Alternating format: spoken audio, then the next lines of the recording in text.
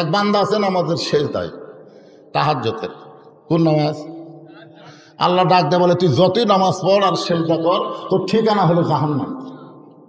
যেই বলছে তুই যতই নামাজ পড় আর সেজদা কর, তোর ঠিকানা হলো জাহান্নাম, ওই বান্দা সেজদা থেকে মাথা তুলে বলতেছে আলহামদুলিল্লাহ আলহামদুলিল্লাহ। আল্লাহকে কেড়ে পাগলা, তোকে জাহান্নাম দিলাম, তারপরে তুই আমার শুকর আদায় করতেছিস।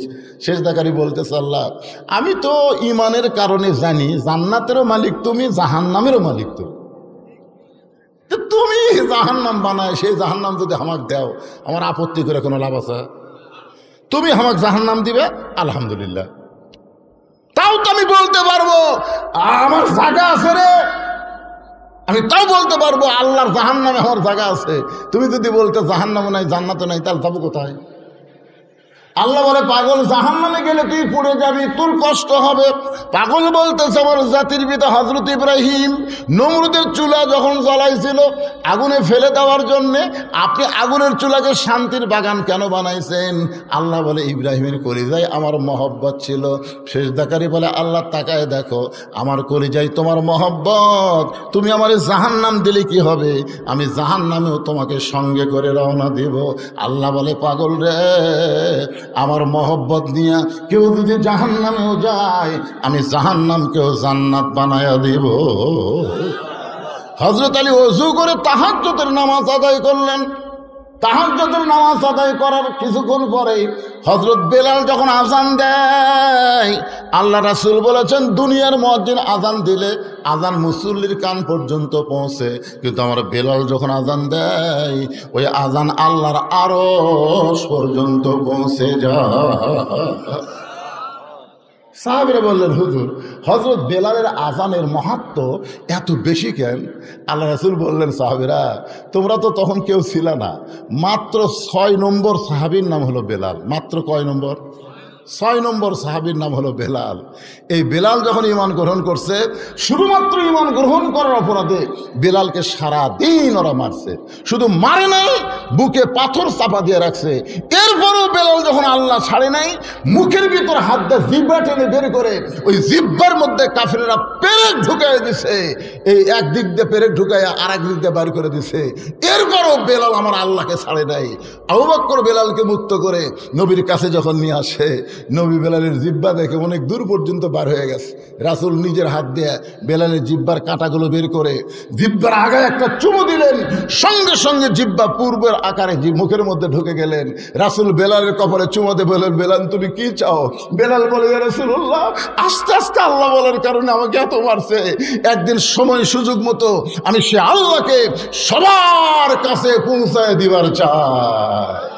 রাসূল বলে, সাহাবীরা এই জন্য বেলাল যখন আজান দেয় শুধু দুনিয়ার কোন মুসলমানের কানে না, আল্লাহর আরশ পর্যন্ত বেলালের আজান পৌঁছে যায়। জোরে কানে সুবহানাল্লাহ। সেই হযরত বেলাল যখন বলতেছে আসসালাতু খায়রুম মিনান নাওম, সঙ্গে সঙ্গে হযরত আলী হাব্বা জাব্বা পাগড়ি পরে বাড়ির থেকে বার হচ্ছে। ফাতেমার সামনে দাঁড়ায় বলতেছে, আপনি না আমার বাবার কাছে কয়ে আইছেন ফজর নামাজ পড়বেন না, আপনি আমার কাছে আসাই বললেন যে ফজর নামাজ পড়বো না, নবীর কাছে কয়ে আইছি, তো এখন আবার এরকম সাইজ হয়ে কোথায় যাবেন? আলী বলতেছে, ফাতেমা আমি বলেছি ফজরের নামাজ পড়বো না, তাই বলি কি নামাজ পড়া দেখা যাবে না? আমি এতদিন ভিতরে ঢুকে নামাজ পড়েছি, আজকে বাইরে থেকে দেখব কিভাবে নবীর সাহাবীরা নামাজ পড়ে, আমি একটু পড়া দেখবার চাই। ফাতেমা দেখলো স্বামীর সাথে তর্ক করে লাভ নাই, কারণ রাসূল বলেছেন আনা মাদিনাতুল ইলমে ওয়া আলী ও বাবুহা। ফাতেমা শোনো, আমি নবীর যত এলেম আছে সমস্ত এলেম একে একে হযরত আলীর ভিতরে আল্লাহ দিয়ে দিছে। জোরে করে সুবহানাল্লাহ। আমি হচ্ছে এলেমের শহর, আলী হচ্ছে তার দরওয়াজা। তখন হযরত আলী ফজরের নামাজ দেখার জন্য বাইরে ঘুরতেছে। সমস্ত সাহাবীরা মসজিদ নববীর মধ্যে ঢুকে নামাজ শুরু করে দিয়েছে। হযরত আলী বাহির থেকে দেখতে দেখতে হঠাৎ দেখতে পাই বারান্দায় আবু যর গিফারি ফজরের 2 রাকাত সুন্নত নামাজ পড়তেছে। আল্লাহর বান্দা হযরত আলীর সবচাইতে নিকটতম বন্ধুর নাম কি? হ্যাঁ, এটা খেয়াল করবেন। আবু যর গিফারি হচ্ছেন সবচাইতে আপন নিকটতম বন্ধু। যখন ফাতেমা দুনিয়া থেকে বিদায় নিল, আবু যর গিফারিকে কিন্তু কবর খোঁড়ার কথা বলেছিল। জোরে কোন কথা ঠিক কিনা? ফাতেমা একটা শর্ত দিয়েছিল যে আমি পর্দা নিশি, আমার কবর যেন দুনিয়ার কোনো খবর মানুষ না জানে, তবে আপনার একান্ত বন্ধু যদি থাকে তারে একটু বলবেন সে যেন গোপনে কবর খনন করে দেয়। আবু যর গিফারি ফাতেমার কবর খনন করে দিয়েছে। সে আবু যর গিফারি মসজিদে নববীর বারান্দায় ফজরের সুন্নত পড়তেছে। হতারি তাকায় দেখে, তাকায় দেখা মানে কি, এই দুই চোখ দিয়া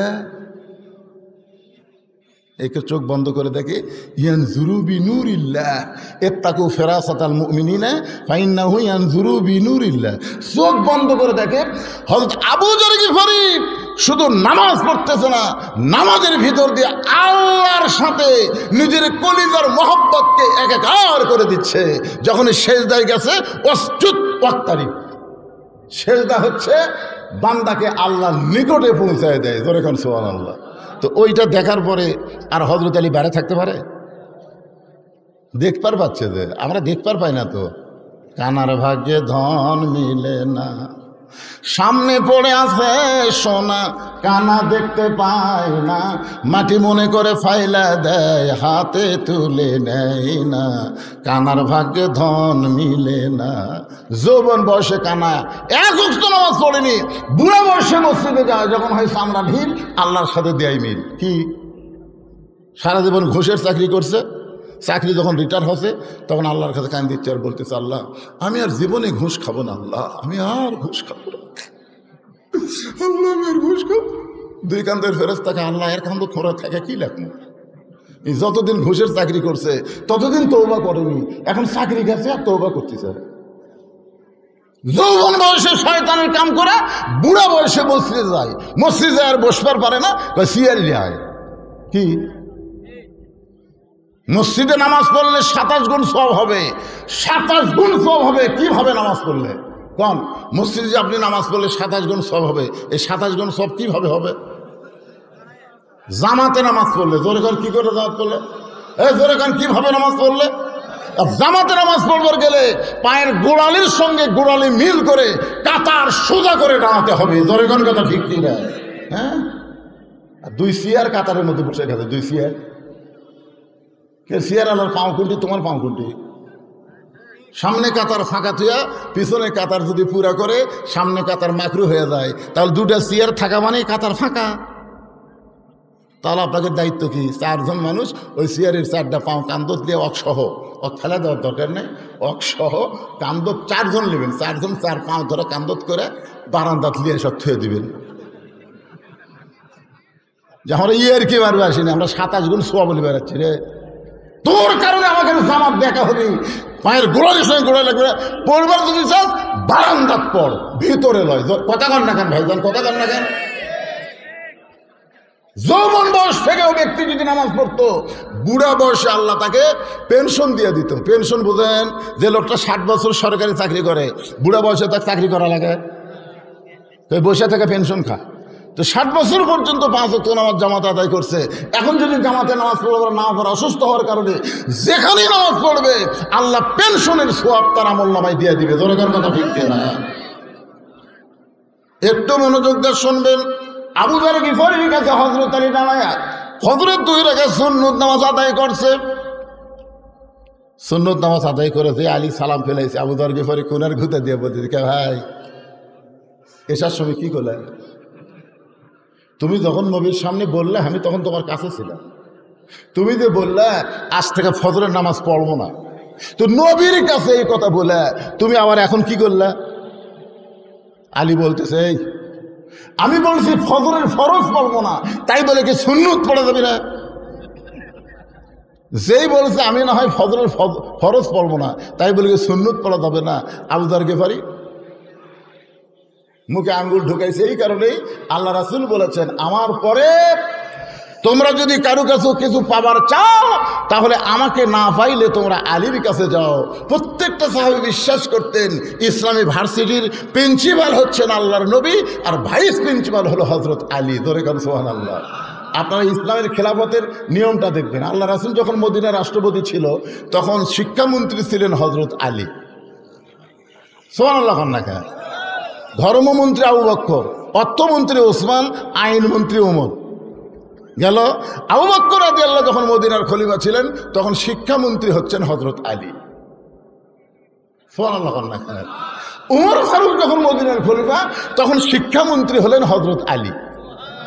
ওসমান গনি যখন মদিনার খলিফা তখনও শিক্ষামন্ত্রী হচ্ছেন হযরত আলী। মানে শিক্ষামন্ত্রী আলী থাকা অবস্থায় অন্য কাউকে দেওয়া হয়নি, কারণ সবচাইতে বেশি শিক্ষা যার মধ্যে ছিল তার নামই হচ্ছে হযরত আলী। আর আমাদের বাংলাদেশে শিক্ষামন্ত্রীকে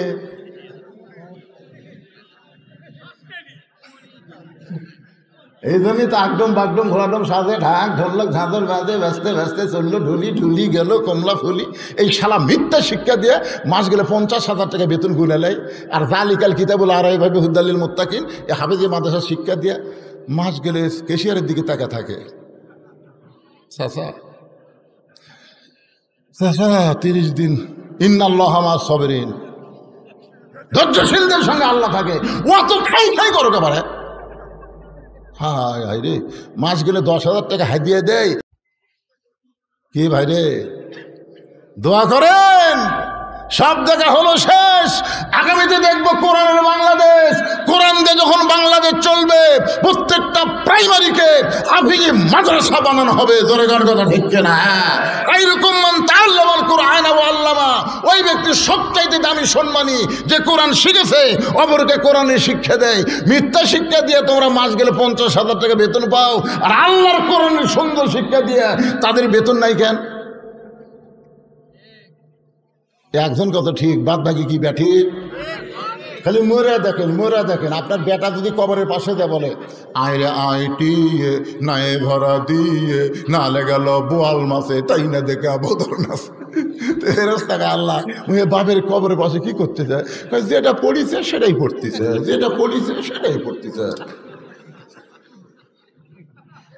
আর যদি আপনার বাচ্চা আপনি মরে যাওয়ার পরে কবরের পাশে গিয়ে সূরা ফাতিহা তেলাওয়াত করে, সূরা ইখলাস তেলাওয়াত করে, দরুদ শরীফ তেলাওয়াত করে, আস্তাগফিরুল্লাহ তেলাওয়াত করে, যদি চোখের পানি বের করে বলে রব্বানা যালামনা রব্বিরহামহুমা কামা রব্বায়ানি সগীরা, ফেরেশতা বলে আল্লাহ কি করব?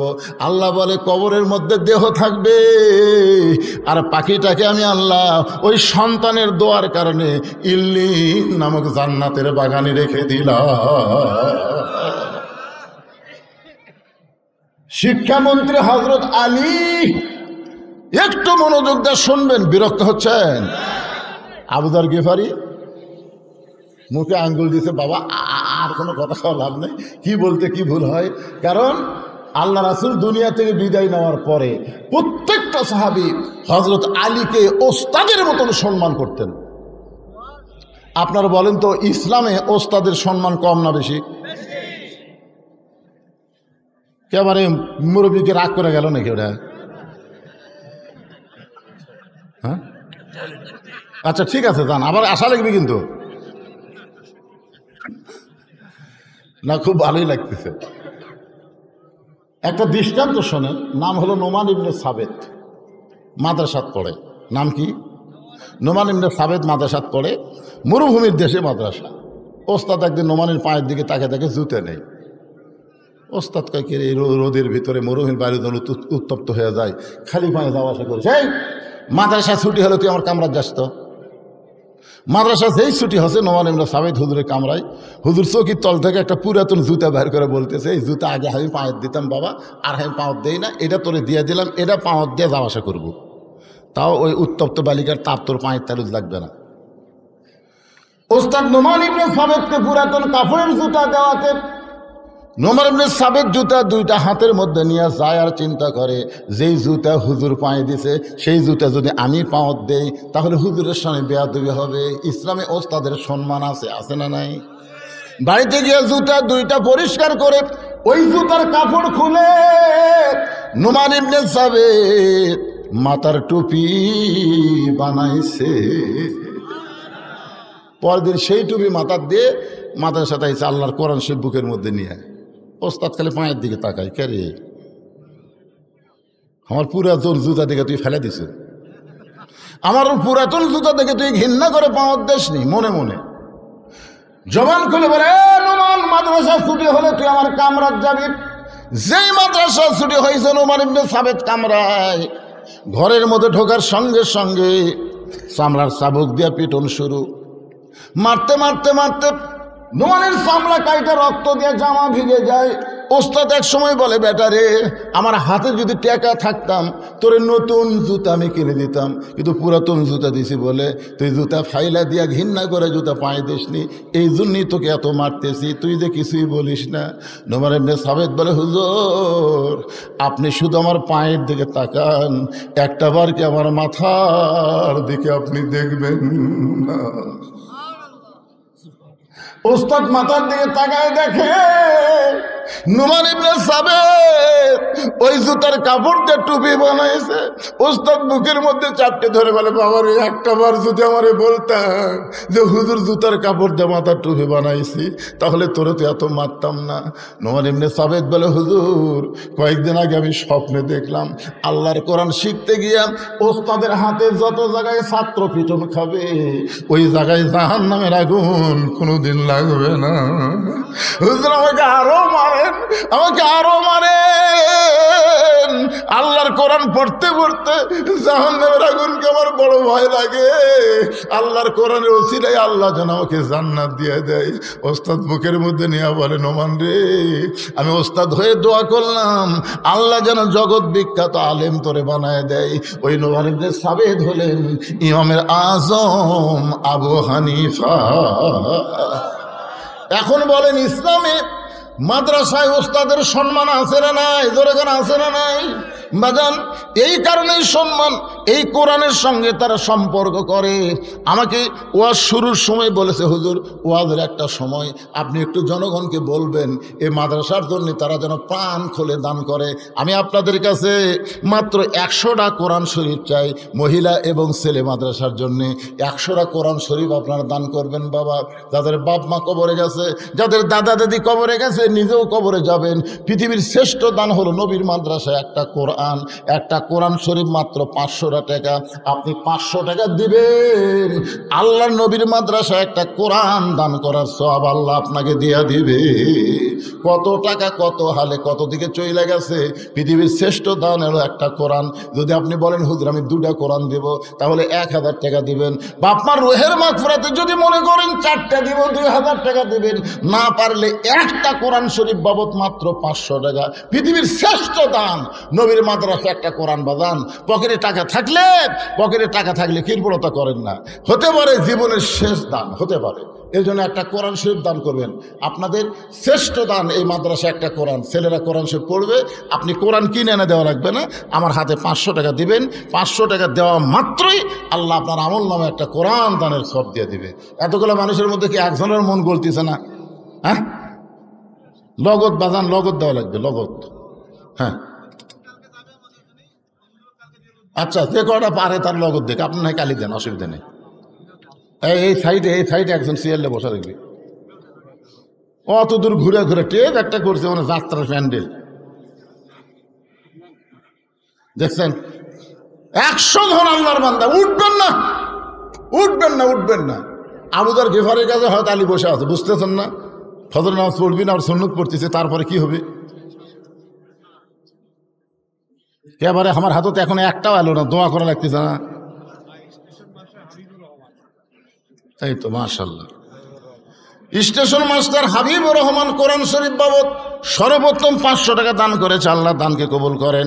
আর একজন আল্লাহর বান্দার নাম কয়নি, হানিফ আবু হানিফার নাম আওয়াজ হচ্ছিল। আল্লাহ হানিফ নামে একজন আল্লাহর বান্দা কোরআন শরীফ বাবদ 500 টাকা দান করেছে। আল্লাহ দানকে কবুল করেন। আর একজন আল্লাহর বান্দা কোরআন শরীফ বাবদ 500 টাকা দান করেছে। উঠবেন না ভাইজান, আপনারা দেখেন, দেখাও সব রে, উঠবেন কেন? এতক্ষণ ওয়াজ করলাম, একজনও লড়াচড়া করেননি, একটু দেখেন 100টা কোরআন শরীফ দেয় কিনা। আমার মা বোনদের কাছে যাবেন, দেখবেন মা এরা খালি খুশি হয়ে দান করবে। আল্লাহ তোমার একজন বান্দা কোরআন শরীফ বাবদ 500 টাকা দান করেছে, আল্লাহ দানকে কবুল করেন। আর একজন কোরআন শরীফ বাবদ এবার 400 দিল, আর 100 নাই। এই 400টা কে দিয়ে গেল রে? আচ্ছা ঠিক আছে, আপনি 200 দেন, 300 দেন, 100 দেন, এগুলো হচ্ছে দান। 400 টাকা দান, আর 500 দিলেই কোরআন। একটা কোরআন শরীফ পৃথিবীর শ্রেষ্ঠ দান। জি আল্লাহ তোমার একজন বান্দা কোরআন শরীফ বাবদ পিন্টু কি দিছে? 500। 500 টাকা দান করেছে পিন্টু কোরআন শরীফ বাবদ, আল্লাহ দানকে কবুল করেন। মায়ের নামে কে এনে দিল? হ্যাঁ, রয়েল নামই রয়েল। রয়েল 2টা কোরআন শরীফ বাবদ 1000 টাকা দান করেছে। আল্লাহ রয়েলের দানকে আল্লাহ আপনি কবুল করেন। আল্লাহ নেক নিয়ত নেগাসা পড়া আল্লাহুম্মা আমিন। মামুন কোরআন শরীফ বাবদ 500 টাকা। কে রে, ঢাকার মোড়ের লোকের হাতে টাকা নাই নাকি রে? ঢাকার মোড় কি নাম তোদের? ঢাকার মোড়। এই যে আরেকজন আল্লাহর মামুন বান্দা কোরআন শরীফ বাবদ 500, আব্দুল বারি কোরআন বাবদ 500, আরেকজন নাম দান 500। আল্লাহ দানকে কবুল কর আল্লাহুম্মা আমিন। বাপ্পি কোরআন শরীফ বাবদ 500 টাকা দান করছে। মেয়েদের মধ্যে কোরআন শরীফ দেয়, আপনাদের বিশ্বস্ত লোক আছে ওটি? খালি বাপের জন্য মায়ের জন্য একটা কোরআন শরীফ দান করেন মা, আল্লাহ বাপ্পার কবরকে জান্নাত বানায় দিবে। ভাইরে, আপনাদের কাছে কি টাকা নাই? টাকা থাকলে দাবি আছে। পকেটের টাকাতে একটা কোরআন শরীফ দান করতেছেন না, আগামীকাল উষ্টা খায় পড়বেন, হাসপাতালে যাওয়া লাগবে, 1000 টাকা খরচ হবে, তখন কি করবেন? আর সদকা তো তারুদ্দুল বালা, দান সদকা করলে আল্লাহ বালা মুসিবত সব দূর করে দেয়। 1 মণ 2 মণ ধান দেন, যে হুজুর আমরা মাদ্রাসায় টাকা আনতে পারিনি, ধান কাটতেছি। এদের বৈশাখ মাসে দেখতেছেন না কি হারে শিল পড়তেছে, কুমিল্লায় সে হারে শিল পড়ছে, একটা শিল আদেশের করে। এদিকে ইরির ধান আপনার লাগাননি তো লেখা দেন না কেন? 2-1 মণ ধান লেখা দেন যে হুজুর আমার আবাদ হলে আমি 1 মণ ধান দেবো। কোরআন শরীফ যদি নগদ দিবেন না পারেন, বাকি লেখা দেন যে হুজুর আমি 2টা কোরআন শরীফ বাবদ 500 টাকা দান করবো, 1000 টাকা দান করবো, লেখা দেন। এই মাদ্রাসা চালাবার গেলে তো দান করা লাগবে রে ভাই, সবাই দান করেন আল্লাহর হস্তে। আপনাদেরকে আগে আদায় করছেন নাকি? বাড়ি বাড়ি আদায় করছেন?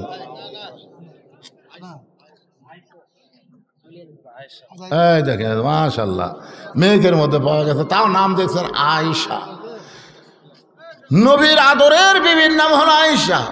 যে মা দান করলো তার নাম আয়েশা। মা আয়েশার সঙ্গে আল্লাহ এই আয়েশাকে আল্লাহ জান্নাত দিবেন। কোরআন শরীফ বাবদ 500 টাকা দান করছে, আল্লাহ দানকে কবুল করেন আল্লাহুম্মা আমিন। আলামিন। আল্লাহ কোরআন শরীফ বাবদ 500 টাকা দান করছে, আল্লাহ দানকে কবুল করেন আল্লাহুম্মা আমিন। ভাইজান, এই মাদ্রাসার বাচ্চারা, এই আমার জামাই একসময় ব্যাগ দিয়ে পাঠাচ্ছিল, শ্বশুর আর একবার দিবে। যে গায়ের দুধ একবারে হয় না তাকে 2 বানান দেওয়া লাগে। 2 বানান বোঝেন? একবারে হয় না, আবার বাসুর ছেড়েতে ফটকট টানতে আবার ঝকঝক করে। নাম বলার দরকার নেই, টাকা 500 দিতে তো আলহামদুলিল্লাহ। কোরআন শরীফ বাবদ 500 টাকা দান করছে। আর একজন আল্লাহর বান্দা 500 টাকা দান করছে, আল্লাহ দানকে কবুল করেন আল্লাহুম্মা আমিন। দাদা দাদির জন্য কোরআন শরীফ বাবদ 500 টাকা এবং 20টা টাকা দান করছে, আল্লাহ দানকে কবুল করেন। দাদা দাদির জন্য দান করতেছে লাতি। আর আপনাকে বাপ মরেনি, আপনাকে মা মারা যায়নি, একটু দয়া হয় না বাপ্পার জন্য যে হুজুর আজকে কোরআনের মাহফিল এসে বাপ্পার রুহের মাগফিরাতে একটা কোরআন শরীফ বাবদ 500 টাকা দিয়ে দিলাম। পৃথিবীর শ্রেষ্ঠ দান আল্লাহর কোরআন, নবীর মাদ্রাসায় দেওয়া। কোরআন শরীফ বাজারে দেওয়া লাগতেছে না, 500 টাকা দিলেই একটা কোরআন দানের সওয়াব আল্লাহ আপনাদের আমলনামে দিয়ে দিবে। এই মাদ্রাসার বাচ্চারা ভিতরে যাও, 10 টাকা 20 টাকা 50 টাকা 100 টাকা যে যা পারবে যাও যাও যাও ভিতরে যাও। এই মাদ্রাসার বাচ্চারা কোথায় রে? এক বাচ্চা এক ব্যাগ লেবু ঘুরতেছে। সবাই দেন, সবাই দেন, জীবনের শেষ দান মনে করে দেন। যে মনে করেন আর হয়তো আমার জীবনে দান করার সুযোগ নাই, এটাই হলো আমার শেষ দান, এই মনে করে দেন। দেন দেন, সবাই দেন বাবা, সবাই দেন। জিকির করেন লা ইলাহা ইল্লাল্লাহ, লা ইলাহা ইল্লাল্লাহ, লিল্লাহি তাকবীর। মেহেদি হাসান মায়ের জন্য 10টা কোরআন শরীফ বাবদ 5000 টাকা ধরে বলেন মারহাবা। আচ্ছা, এরকম 5000 10,000 টাকা দান করার লোক আছে?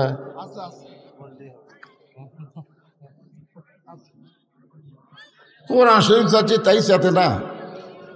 মাদ্রাসার সভাপতি, সেক্রেটারি, কেশিয়ার, সদস্যরা দান করছে সব।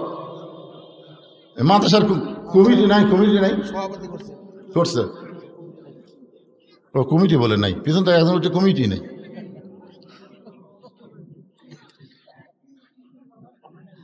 তাহলে এই টাকাটা কে নিবে ভাই? এই কমিটি যদি না থাকে।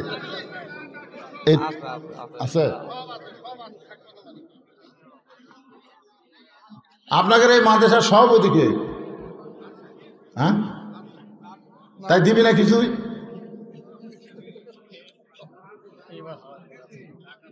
হ্যাঁ,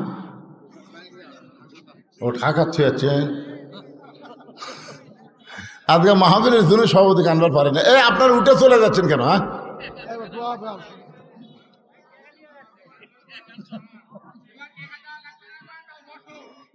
হ্যাঁ হায় টাকা দেওয়ার কথা শুনলে শোনেন, অনেক ধান দেখতে পাবেন, অনেক ধান।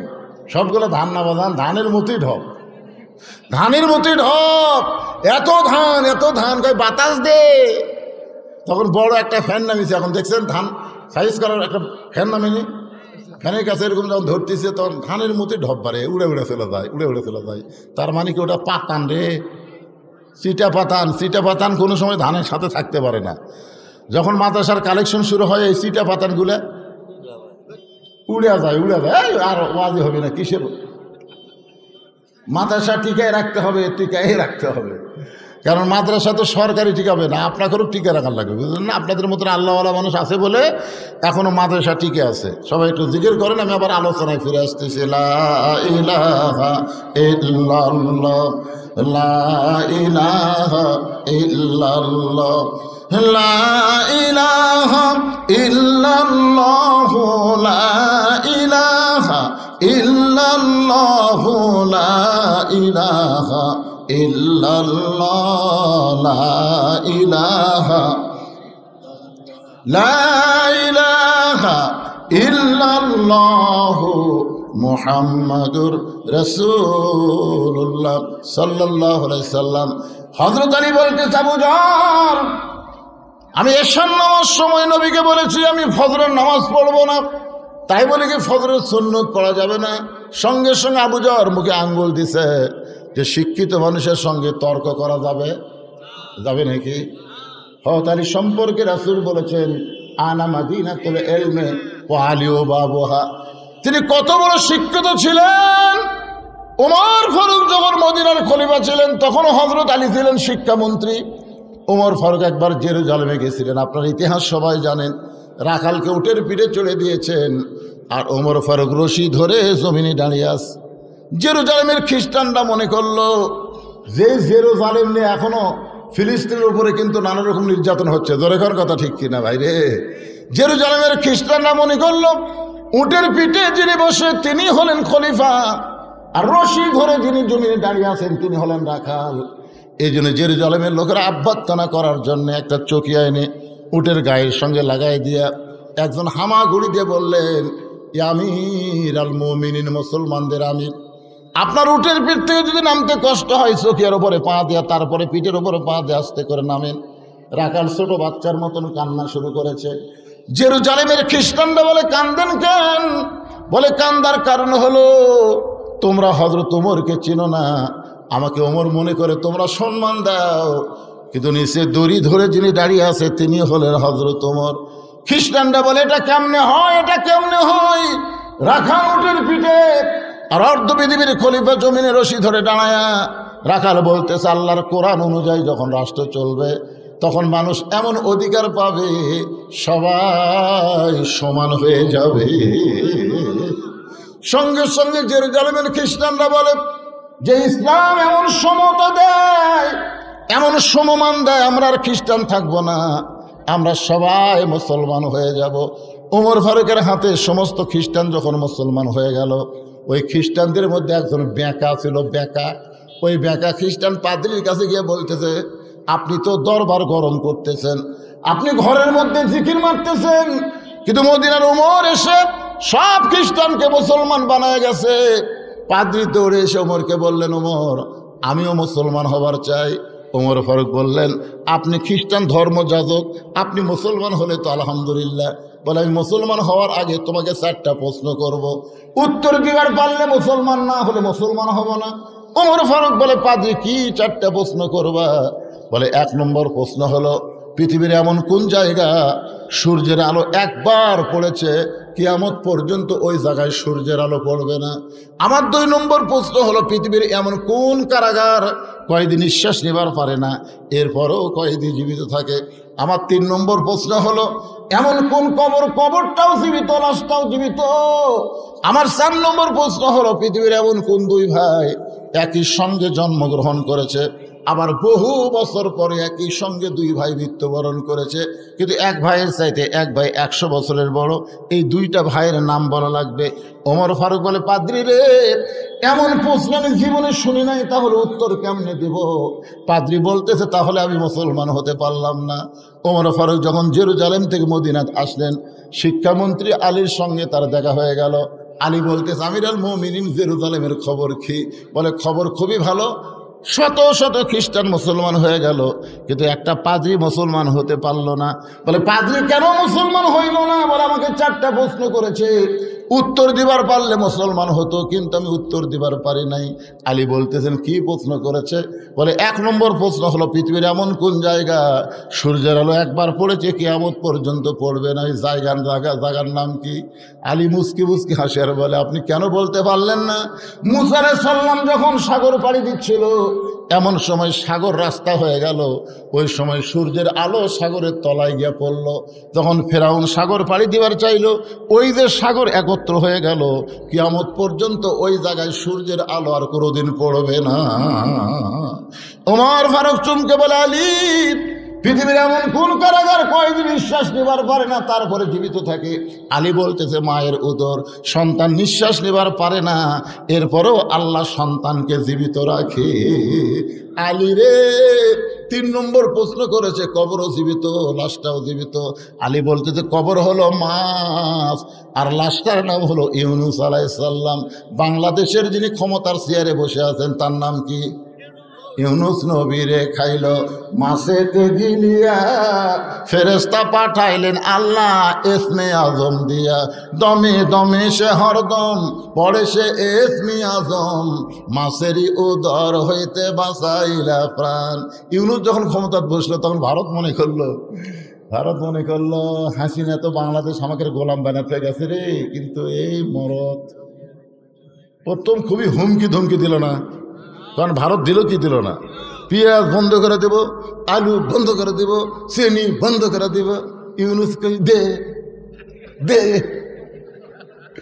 ওরা সব বন্ধ করে দিয়ে ওরা এখন কাঁদতেছে, ভিসা বন্ধ করে দিয়ে ভারতের ব্যবসা হচ্ছে না, কোনো কিছু হচ্ছে না। বাইরে পশ্চিমবঙ্গের লোকেরা মাঝে মধ্যে সামনে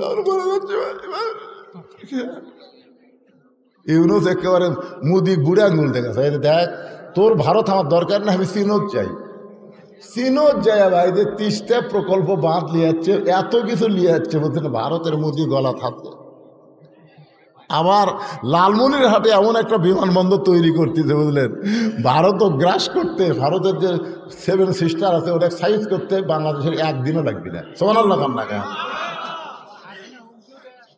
এই হাসিনার হুমকি, ফেঙ্গি কুত্তের হুমকি, ওরা লাভ আছে কেন পাগলা? ফেঙ্গি কুত্তা যখন হুমকি দেয় তখন কি করে? যে একটা বড় কুত্তা আসে 5 তলে নিয়ে দেয়, ধরে কোন কথা ঠিক কিনা? হাসিনা হলো ফেঙ্গি কুত্তে, ওর হুমকির কাম হবে। কি মনে করতেছেন ইউনুস সরকার আসার পরে দেশের উন্নতি হচ্ছে না অবনতি হচ্ছে? এতক্ষণ কয়বার জেনারেটর চালু করা লাগলো না? এতক্ষণ কয়বার জেনারেটর চালু, মানে 8 ঘন্টা পরে কারেন্ট নেই, 8 ঘন্টা পরে কারেন্ট নেই, জোরে কোন কথা ঠিক কিনা? কারেন্ট যায়। রমজান মাসে গেছিল, এর আগে হাসিনার সময় ইফতার করবার কেবল বসে বিসমিল্লাহ করে মুখত দেব, কারেন্ট নাই। তারাবির যায় কেবল 4 রাকাত নামাজ হতে কারেন্ট নাই। সেহরির সময় পানি ভরে নিয়ে যাচ্ছে, কারেন্ট নাই। কি শোনেন, মানুষ বুড়া হলে কাজ একটু ধীর গতিতে হবে। ওনার বয়স হলো 85 বছর, ধীর গতিতে কিন্তু সবাই ধরা পড়বি, আজও ধরা পড়ছে। ধরে কোন কথা ঠিক না? আস্তে আস্তে, ইন্নাল্লাহা মা'আস সাবিরিন, ধৈর্যশীলদের সঙ্গে আল্লাহ আছে বাজান। তো যেই কথা বলতেছে একটু মনোযোগ দিয়ে শোনেন। আবু যর গিফারি চুপ করে আছে। কিছুক্ষণ পরে ফজরের যখন সময় হয়েছে সেটা বলার আগে যেটা বলতেছিলাম, এবার বলতেছে উমর ফারুক বলতেছে, আলী ভাই, 2 ভাই একই সঙ্গে জন্মগ্রহণ করেছে, আবার বহু বছর পরে একই সঙ্গে মারা গেছে। এই 2 ভাইয়ের নাম কি? বলতেছে, এক ভাইয়ের নাম হলো আজিজ আলাইহিস সালাম, আর এক ভাইয়ের নাম উযাইর আলাইহিস সালাম। কোরআন শরীফ পড়ে দেখেন, উযাইরকে আল্লাহ 100 বছর ঘুম দিয়েছিল, ঘুম থেকে চেতন করার পরে আবার 2 ভাই একই সঙ্গে কাফেরদের দ্বারা হত্যা হয়ে গেল। এখান থেকে বিশ্বাস হলো এক ভাইয়ের চাইতে 100 বছরের বড়। ওমর ফারুক দৌড়ে আলীকে বুকের মধ্যে নিয়ে বলে, আলী রে, তুমি না থাকলে আমরা ধ্বংস হয়ে যেতাম। ধরে কোন সুবহানাল্লাহ। সেই হযরত আলী যেই মাত্র বেলাল আকামা শুরু করেছে, কদ কামাতিস সালাহ কদ কামাতিস সালাহ, সঙ্গে সঙ্গে হযরত আলী মারছে দৌড়। এক দৌড়ে গিয়ে প্রথম কাতারে আবু বকর আর ওমর যে খাড়া আছে ওই কাতারের মধ্যে দুই হাত ঢুকে দিয়ে চাড়া দিয়ে ভিতরে ঢুকে আল্লাহু আকবার। নবী ফজরের সালাম ফিরাই বলতেছে, আলী আলী এসার সময় কি করে গেলি? তুই এসার সময় বলে গেলি ফজরের নামাজ পড়বো না, আবার সামনে কাতারে তোরে দেখতে পাই আবু বকর খালি মুখের তলে হাত দিয়ে মুসকি মুসকি হাসতেছে। কারণ আবু বকরকে আল্লাহ রাসূল আগেই বলে দিয়েছে, ধরে কোন কথা ঠিক না? আলী বলতেছে, ইয়া রাসূলুল্লাহ, বহু চেষ্টা করলাম ফজরের নামাজ পড়বো না, বহু চেষ্টা করলাম পড়বো না, কিন্তু আমি নামাজ পড়তে না চাইলে কি হবে, নামাজ আমাকে ছাড়লো না। ইয়া আইয়ুহাল্লাযীনা আমানু ইসতাঈনু বিস-সাবরি ওয়াস-সালাহ ইন্নাল্লাহা মা'আস-সাবিরিন। ধৈর্য নিয়ে আপনারা নামাজ পড়বেন, ধৈর্য নামাজের মধ্যে একটু ধৈর্য দিবেন। সূরা ফাতিহা একটু সুন্দর করে বলবেন, যে সূরা মিলাবেন একটু সুন্দর করে বলবেন। আল্লাহু আকবার বলা, আবার যখন দাঁড়াবেন সামি আল্লাহু লিমান হামিদা রব্বানা লাকাল হামদ একটু সময় দিবেন। সেজদা সুবহান রাব্বিল আলা বলে মাঝখানে বলে আল্লাহুম্মা ফিরলি ওয়ারহামনি ওয়াহদিনি ওয়ারযুকনি একটু সময় দিবেন। এভাবে ধীরে সুস্থে সুন্দর করে রুকু সেজদা বিশিষ্ট নামাজ আদায় করলে সেই নামাজই হবে ইয়্যাকা না'বুদু ওয়া ইয়্যাকা নাস্তাইন। আমরা যা চাই কিছুই চাই না, আল্লাহ তোমার হেদায়েত চাই, আর হেদায়েতের বিনিময়ে তুমি আমাকে হয়ে যাও, তুমি আমাকে হলে তুমি কি দিবা দাও। জোরে কোন সুবহানাল্লাহ। আল্লাহ আমাদের সবাইকে কবুল করুক, ফজরের নামাজ জামাতে আদায় করার তৌফিক দান করুক। সকলে ইস্তিগফার পড়ে এখনই মোনাজাত হবে, আস্তাগফিরুল্লাহ। কারণ শয়তান ভালো হয়ে গেলে দুনিয়ার মানুষ এমনি ভালো হবে। তো মুসা আলাইহিস সালাম তুর পর্বতে গিয়া আল্লাহর সঙ্গে কথাবার্তা বলতেছে। কথাবার্তা বলতে বলতে একসময় মুসা নবী বলতেছে, আল্লাহ এখন আমি যাই। তা আল্লাহ বলতেছে, তুমি মনে হয় আর কিছু বলবা? না, আমার আর বলার কিছুই নেই। তা আল্লাহ বলতেছে, মুসা তোমাকে তো শয়তান বললো। আল্লাহ আপনার সাথে কথা বলতে বলতে শয়তানের কথা আমার মনেই নেই। আল্লাহ বলতেছে, মুসা দুনিয়ার সবাই সবাইকে ভুলতে পারে, কিন্তু আমি আল্লাহ কোনোদিন কাউরে ভুলি না। এখান থেকে বোঝা গেল যে আল্লাহ কোনোদিন কাউরে ভুলে না, সে আল্লাহকে স্মরণ করতে হবে, আল্লাহ ছাড়া অন্য কাউকে স্মরণ করা যাবে।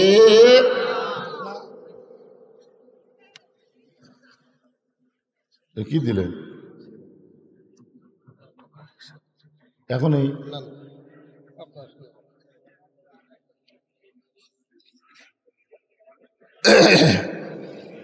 মাদ্রাসার মাহফিল মানে এত বক্তা হবে বুঝলেন, আজকে বক্তাই বেশি, মনে হয় শ্রোতার চাইতে বক্তা বেশি নাকি। আমি এখানে মাগরিবের নামাজের পরপরই আইছি, কারণ এখন বৈশাখ মাস। আল্লাহ যে আপনাকে আসমান ভালো রাখছে এটা আল্লাহর রহমত, ঠিক কিনা বলেন? কারণ যে হারে চারিদিকে শুরু হয়েছিল, আল্লাহ রহম করছে। পিছনে যারা দাঁড়িয়ে আছেন ভাইজান, আমি কেউ অচেনা বক্তা না, না না, অনেকে মনে করতেছে ঢাকার থেকে বক্তা আসছে রে, কি কোতে কি কয়। আমি হলাম আপনাদের পকেটের বক্তা। জোরে কোন কথা ঠিক কিনা? আপনারা বলেন তো কার পকেটে আমার ওয়াজ নাই? আপনাদের আদমদিঘির বহু লোক আমাকে কয়, হুজুর আপনার ওয়াজ না দিলে আমার ঘুমই ধরে না। মানে ঘুমানোর সময় আমার ওয়াজ দিয়া তারপরে ঘুম পাড়ে। আরে মা বোনেরা তো আমার ওয়াজের সেই পাগলি, একে বসার ব্যবস্থা করছেন নাকি? মা বোনদের বসার? আচ্ছা মাশাআল্লাহ। এই মায়ের, এই জোরে কথা বলা যাবে না, চুপ করে ওয়াজ শোনা লাগবে। তো মুসা বলতেছে, আল্লাহ শয়তানের কথা আমার মনেই নেই। আল্লাহ বলতেছে, মুসা শয়তান যখন আবার তোমাকে ধরবে তুমি বলে দিও আমি আল্লাহ শয়তান। তবে তওবাটা হলো আদমের কবরের কাছে গিয়ে যদি একটা সেজদা করে তাহলে আমি আল্লাহ শয়তানকে মাফ করে দেব। যখন আদম জীবিত ছিল তখন তো করেনি, সেজদা না করার কারণেই তো শয়তান হয়ে গেছে নাকি? তো এখন যখন আদম দুনিয়াতে নাই, তো আদমের কবর আছে, ওই কবরে যায় খালি একটা সেজদা দিলেই আমি আল্লাহ শয়তানকে মাফ করে দেব। তো মুসা আলাইহিস সালাম যখন আসতেছে চতুর পথে ফিরে, তখন শয়তান বলতেছে, আল্লাহ মুসা আমার খবর কি? বলে তোমার কথা আমাকে আল্লাহ বলার মনেই নেই। বরং আল্লাহ পাক আমাকে জানায় দিল, শয়তান যদি তওবা করতে চায় তাহলে আদমের কবরে যেন একটা সেজদা দেয়। শয়তান বলতেছে বাঁচা থাকতেই দেইনি, আর মরা মানুষের কবরে সেজদা দেব। এই কথা বলার পিছনে কারণ হলো ফাযকুরুনি আযকুরুকুম, আল্লাহ বললেন যে আমাকে স্মরণ করে আমি আল্লাহ তাকে স্মরণ করি। আল্লাহর একজন মস্ত বড় পয়গাম্বর, নাম হলো নূহ নবী। জোরে বলেন নাম কি? শুকনা জায়গায় একটা নৌকা তৈরি করতেছেন। শুকনা জায়গায় নৌকা তৈরি যখন করে, এমন সময় এক বুড়ি মানুষ লাঠিতে ভর দিয়ে এসে বলে, বাবা নূহ, এই শুকনা জায়গায় নৌকা বানানোর কারণ কি? নূহ বললেন, বুড়িমা, বন্যা নামক একটা গজব হবে, যে গজবে গোটা পৃথিবী ধ্বংস হয়ে যাবে। গোটা পৃথিবী পানির তলে 40 দিন পর্যন্ত ডুবে থাকবে, এমনকি পাহাড় পর্বত পর্যন্ত বন্যার পানিতে ডুবে যাবে। এই নৌকার মধ্যে যারা জায়গা পাবে কেবলমাত্র তারাই জীবিত থাকবে। সুবহানাল্লাহ বলেন। বুড়ি বলতেছে, বাবা নূহ, এত বড় বন্যার গজবে সবাই যদি নৌকায় উঠতে চায় তাহলে তোমার ছোট্ট নৌকার মধ্যে কি সবার জায়গা হবে? নূহ বললেন, বুড়িমা, এ নৌকায় ওঠার শর্ত হলো আল্লাহর বান্দা বান্দি যারা, ইমানদার বান্দা বান্দি যারা নৌকার মধ্যে জায়গা পাবে তারা। সঙ্গে সঙ্গে বুড়ি বললেন, বাবা, আমি তাহলে ইমানদার বান্দি হবার চাই। নূহ বললেন, তাহলে আমার সঙ্গে পড়েন, লা ইলাহা ইল্লাল্লাহু নূহ নবিয়ুল্লাহ। নূহ বলতেছে, বুড়িমা, আপনার আর কোনো টেনশন নাই, আপনার আর কোনো টেনশন নাই। বন্যা গজব যখন শুরু হবে আমি আপনার হাত ধরে নৌকায় উঠায় নেব। সঙ্গে সঙ্গে বুড়ি বললেন, আলহামদুলিল্লাহ। আচ্ছা, নৌকায় হাত ধরে কে তুলবে, আল্লাহ না নূহ? এই ধরে কারণ কে তুলবে? আল্লাহ তুলবে। নূহ বলতেছে, বন্যা গজব যখন শুরু হবে আমি তখন তোমাকে হাত ধরে নৌকায় উঠাই নেব। বুড়ির উচিত ছিল প্রশংসা করা, বাবা নূহ, তুমি অত্যন্ত ভালো মানুষ বাবা, বিপদের সময় তুমি আমাকে হাত ধরে নৌকায় উঠাবা। কিন্তু বুড়ি নূহুর প্রশংসা না করে বুড়ি বললেন কি, আলহামদুলিল্লাহ। কিন্তু আমাদের বাংলাদেশে অনেকে আছে, আমার নেতার চরিত্র ফুলের মতন পবিত্র, নামাজ পড়ে না এক ওয়াক্ত। এরকম প্রশংসা করার চান্স আছে না নাই? জোরে করে আছে না নাই? কোন নেতার প্রশংসা করা যাবে না, একমাত্র একজন নেতা। লাকাদ কানা লাকুম ফি রাসূলিল্লাহি উসওয়াতুন হাসানা। আল্লাহ বলেছেন, সফলতা যদি অর্জন করতে চাও তাহলে দুনিয়ার সমস্ত পাঁচশো নেতা বাদ দিয়া মোহাম্মদ রাসূলকে তোমাদের আদর্শের নেতা হিসাবে গ্রহণ করে না। বিশ্ব নবীর চরিত্র এটা বলতে ম্যান করতেছেন। আল্লাহ কোরআনে বলেছেন, ও ইন্নাকা লা আলা খুলুকিন আযীম, আমার নবীর চরিত্র হলো মহান চরিত্র। আল্লাহর আজিম নাম নবীর চরিত্রের মধ্যে ঢুকাই দিয়েছেন। এই জন্য যেই বলবো বিশ্ব নবীর চরিত্র, আপনার বলবেন ফুলের চাইতেও পবিত্র বিশ্ব নবীর চরিত্র। এই যে আপনার এখানে বললেন, এখানে অনেক ফেরেশতা আছে। এই ফেরেশতা আল্লাহর কাছে গিয়ে বলতেছে, আল্লাহ আল্লাহ, 1400 বছর পরে আদমদিকির মাহফিলে তোমার বান্দারা বিশ্ব নবীর চরিত্র ফুলের চাইতে পবিত্র ঘোষণা দিয়েছে। আল্লাহ বলে, ফেরেশতা, তাদের নামগুলো লিস্টি করে জান্নাতের খাতায় লিখে দাও। আপনি মনে করতেছেন নামাজ দিয়া, রোজা দিয়া, হজ দিয়া আপনি জান্নাতে যাবেন? সামান্য একটা ওসিলাই আল্লাহ আপনাকে জান্নাত দিবার পারে। জোরে কোন কথা ঠিক কিনা? বুড়ি চলে গেল, এরপরে বন্যা গজব শুরু। গোটা পৃথিবী বন্যার গজবে ডুবে গেল, এমনকি হিমালয় পাহাড় পর্যন্ত বন্যার নিচে 40 দিন থাকলো। এক সময় আল্লাহ তাআলা পানি কমে দিল, নূহ নবীর নৌকা যদি পর্বতের কিনারায় ভেঙে গেল। আল্লাহ ডাক দেওয়া, নূহ খবর কি? নূহ বলতেছে, নৌকার মধ্যে যারা জীবিত আছে তারা, নৌকার বাহিরে যারা ধ্বংস হয়েছে তারা। কথা তো ঠিকই বলছে, নৌকার ভিতরে যারা জীবিত আছে তারা, নৌকার বাহিরে যারা ধ্বংস হয়েছে তারা। আল্লাহ বলে নুহ বুড়িটার খবর কি?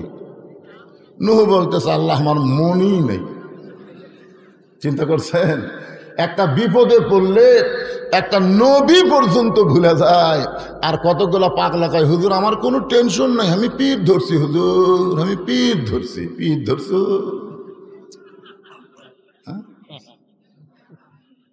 তুমি যে পীর ধরছো সেই পীর জান্নাত পাবে কিনা তারই কোনো গ্যারান্টি নাই। প্রত্যেকটা নবীরা হলো জান্নাতি, কুল্লু নাবিউন মাসুমাইন, প্রত্যেকটা নবীরা হলো বেগুনা। জোরে কোন সুবহানাল্লাহ। নুহ সেই বুড়ি ধরে নৌকা তুটাবি, আর নুহ বলতেছে আল্লাহ আমার মনই নেই।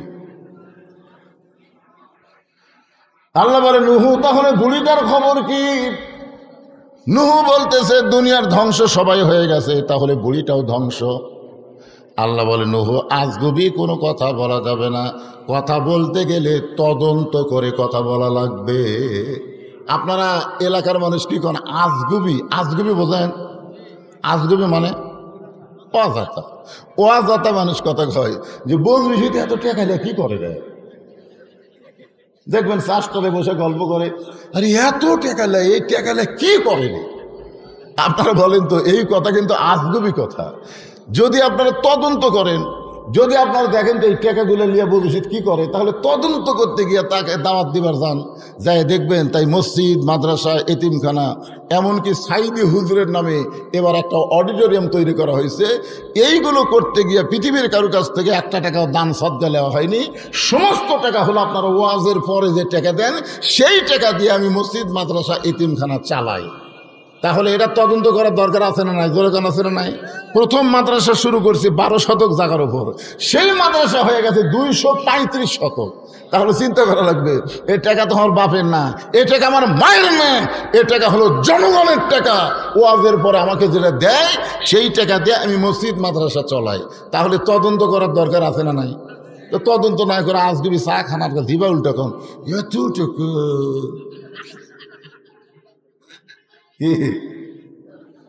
আল্লাহ বলেন নুহ আজগুবি কোনো কথা বলা যাবে না, কথা বললে তদন্ত করে কথা বলতে হবে। এবার নুহ নবী তদন্ত করতে গিয়ে দেখে বুড়ি তো দূরের কথা, বুড়ির ঝুবড়ি বাড়ি পর্যন্ত কিছুই হয়নি। বন্যার গজবে গোটা পৃথিবী ধ্বংস, অথচ বুড়ি তো দূরের কথা, বুড়ির ঝুবড়ি ভাঙ্গা বাড়ি পর্যন্ত কিছুই হয় নাই। নুহ নবী চমকে উঠে ডাক দিলেন বুড়িমা। সঙ্গে সঙ্গে বুড়ি টোপলা নিয়ে হাজির। টোপলা টোপলা তো নুহ নবী বলতেছেন বুড়িমা টোপলা খেন, মানে সাইজ হয়ে বসে আছি, সাইজ হইয়া। জোরে কান কি হইয়া?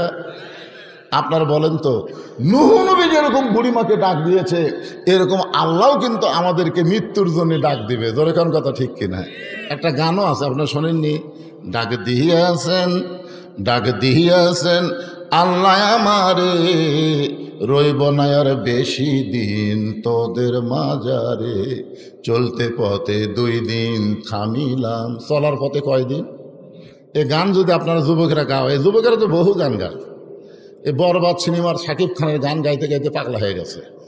আরে পাগলা, ওলা গান না গেয়া এই গান গাও, প্রত্যেক পরতে পরতে সব পাওয়া। তাহলে আমার সঙ্গে বলো, ডাক দিয়াছেন দয়াল আমারে, রইব না আর বেশি দিন তোদের মাজারে, চলতে পথে 2 দিন থামিলাম, যাবার কালে একজন আরো দেখা না পাইলাম, ও আমার সাদের মালা যায় রে ছিঁড়ে, রইব না আর বেশি দিন তোদের মাজারে। এই গানটা আমি খেয়াল করে দেখলাম হাসিনা যখন পলে যাচ্ছিল। আপনারা দেখছেন হাসিনা পলানোর একটা ভিডিও দেখছেন? হাসিনা তার বোন শেখ রেহানাকে নিয়ে যখন পলাচ্ছে, ওই সময় আমি ভিডিওটা খুব খেয়াল করে দেখলাম। হাসিনার বোন শেখ রেহানা নিচের দিকে তাকে হাঁটতেছে, মাটির দিকে তাকে হাঁটতেছে, আর হাসিনা খালি এইরকম। তখন হাসিনার মনের মধ্যে একটা গান হতো, চলতে পথে 2 দিন থামিলাম, যাবার কালে এক সামসারও দেখা না পাইলাম। হাই রে হাসিনার সামসারে, আপনাদের আদম দিঘির গাবড়া কুটি রে, গাবড়া, হে গাবড়া কুটি, হাই রে গাবড়া রে। এই গাবড়া আমাকে আদম দিকে ওয়াজ করবার দেয়নি, ধরে কোন কথা ঠিক। আমি এখন আদম দিক দিয়ে গাড়ি নিয়ে যাই আর কেড়ে গাবলা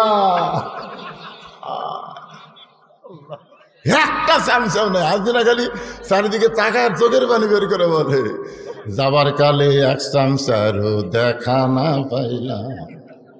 কি মনে করতেছেন ভাইজান?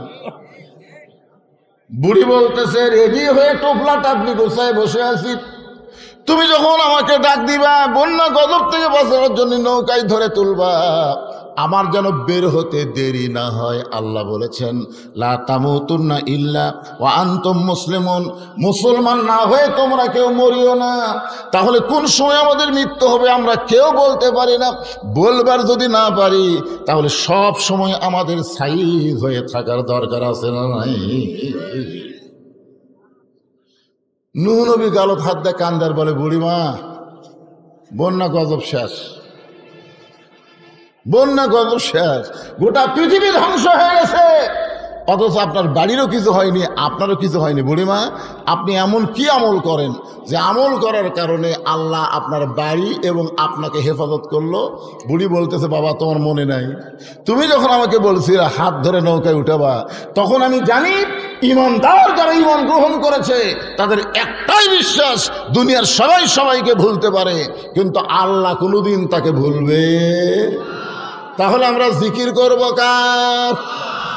এরপরে আল্লাহ বললেন অশকুরুলি ওয়ালা তাকফুরুন, শুকুর গুজার করতে হবে আল্লাহর।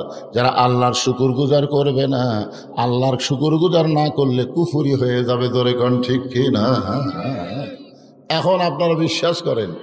এরপরে আল্লাহ বলতেছেন ইয়া আইয়ুহাল্লাযীনা আমানুস্তাঈনু বিস-সাবরি ওয়াস-সালাহ ইন্নাল্লাহা মা'আস-সাবিরিন। এই ইমানদার বান্দারা, এই পিছনে যারা দাঁড়িয়ে আছো তোমরা কি ইমানদার না? এখানে আল্লাহ বলতেছেন ইয়া আইয়ুহাল্লাযীনা আমানু। খুব খেয়াল করেন, আপনারা যারা বসে আছেন এবং যারা দাঁড়িয়ে আছেন সবাইকে আমি বলবো, অনুরোধ করে বলতেছি বসেন, বসেন, জায়গা আছে তো বসেন। বসবার করে সব পিছন দিকে যায়, যাও।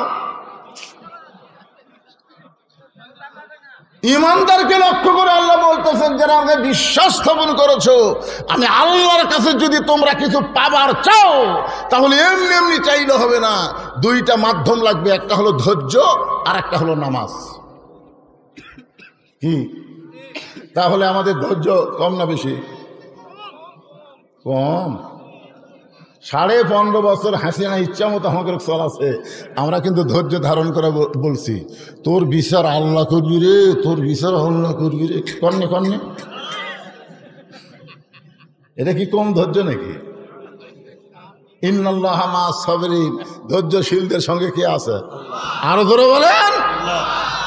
আজকে এখানে ধৈর্য নিয়ে বসেন, ধৈর্য নিয়ে বসেন, দেখেন আল্লাহ আপনাকে কেমনে সাথে থাকে। কোরআনের আয়াত দিয়ে আমি আপনাদের দেখাই দেব। এখন প্রথম কথা হলো আল্লাহ ইমানদারকে লক্ষ্য করলেন, আমরা সবাই ইমানদার।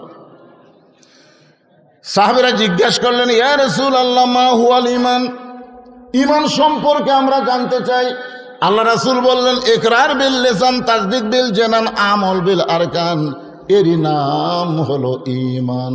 জবানে বলতে হবে লা ইলাহা ইল্লাল্লাহ, খালি জবানে বললে হবে না। এরপরে বলা হচ্ছে তাসদিক বিল জানান, কলিজার মধ্যে ঈমান।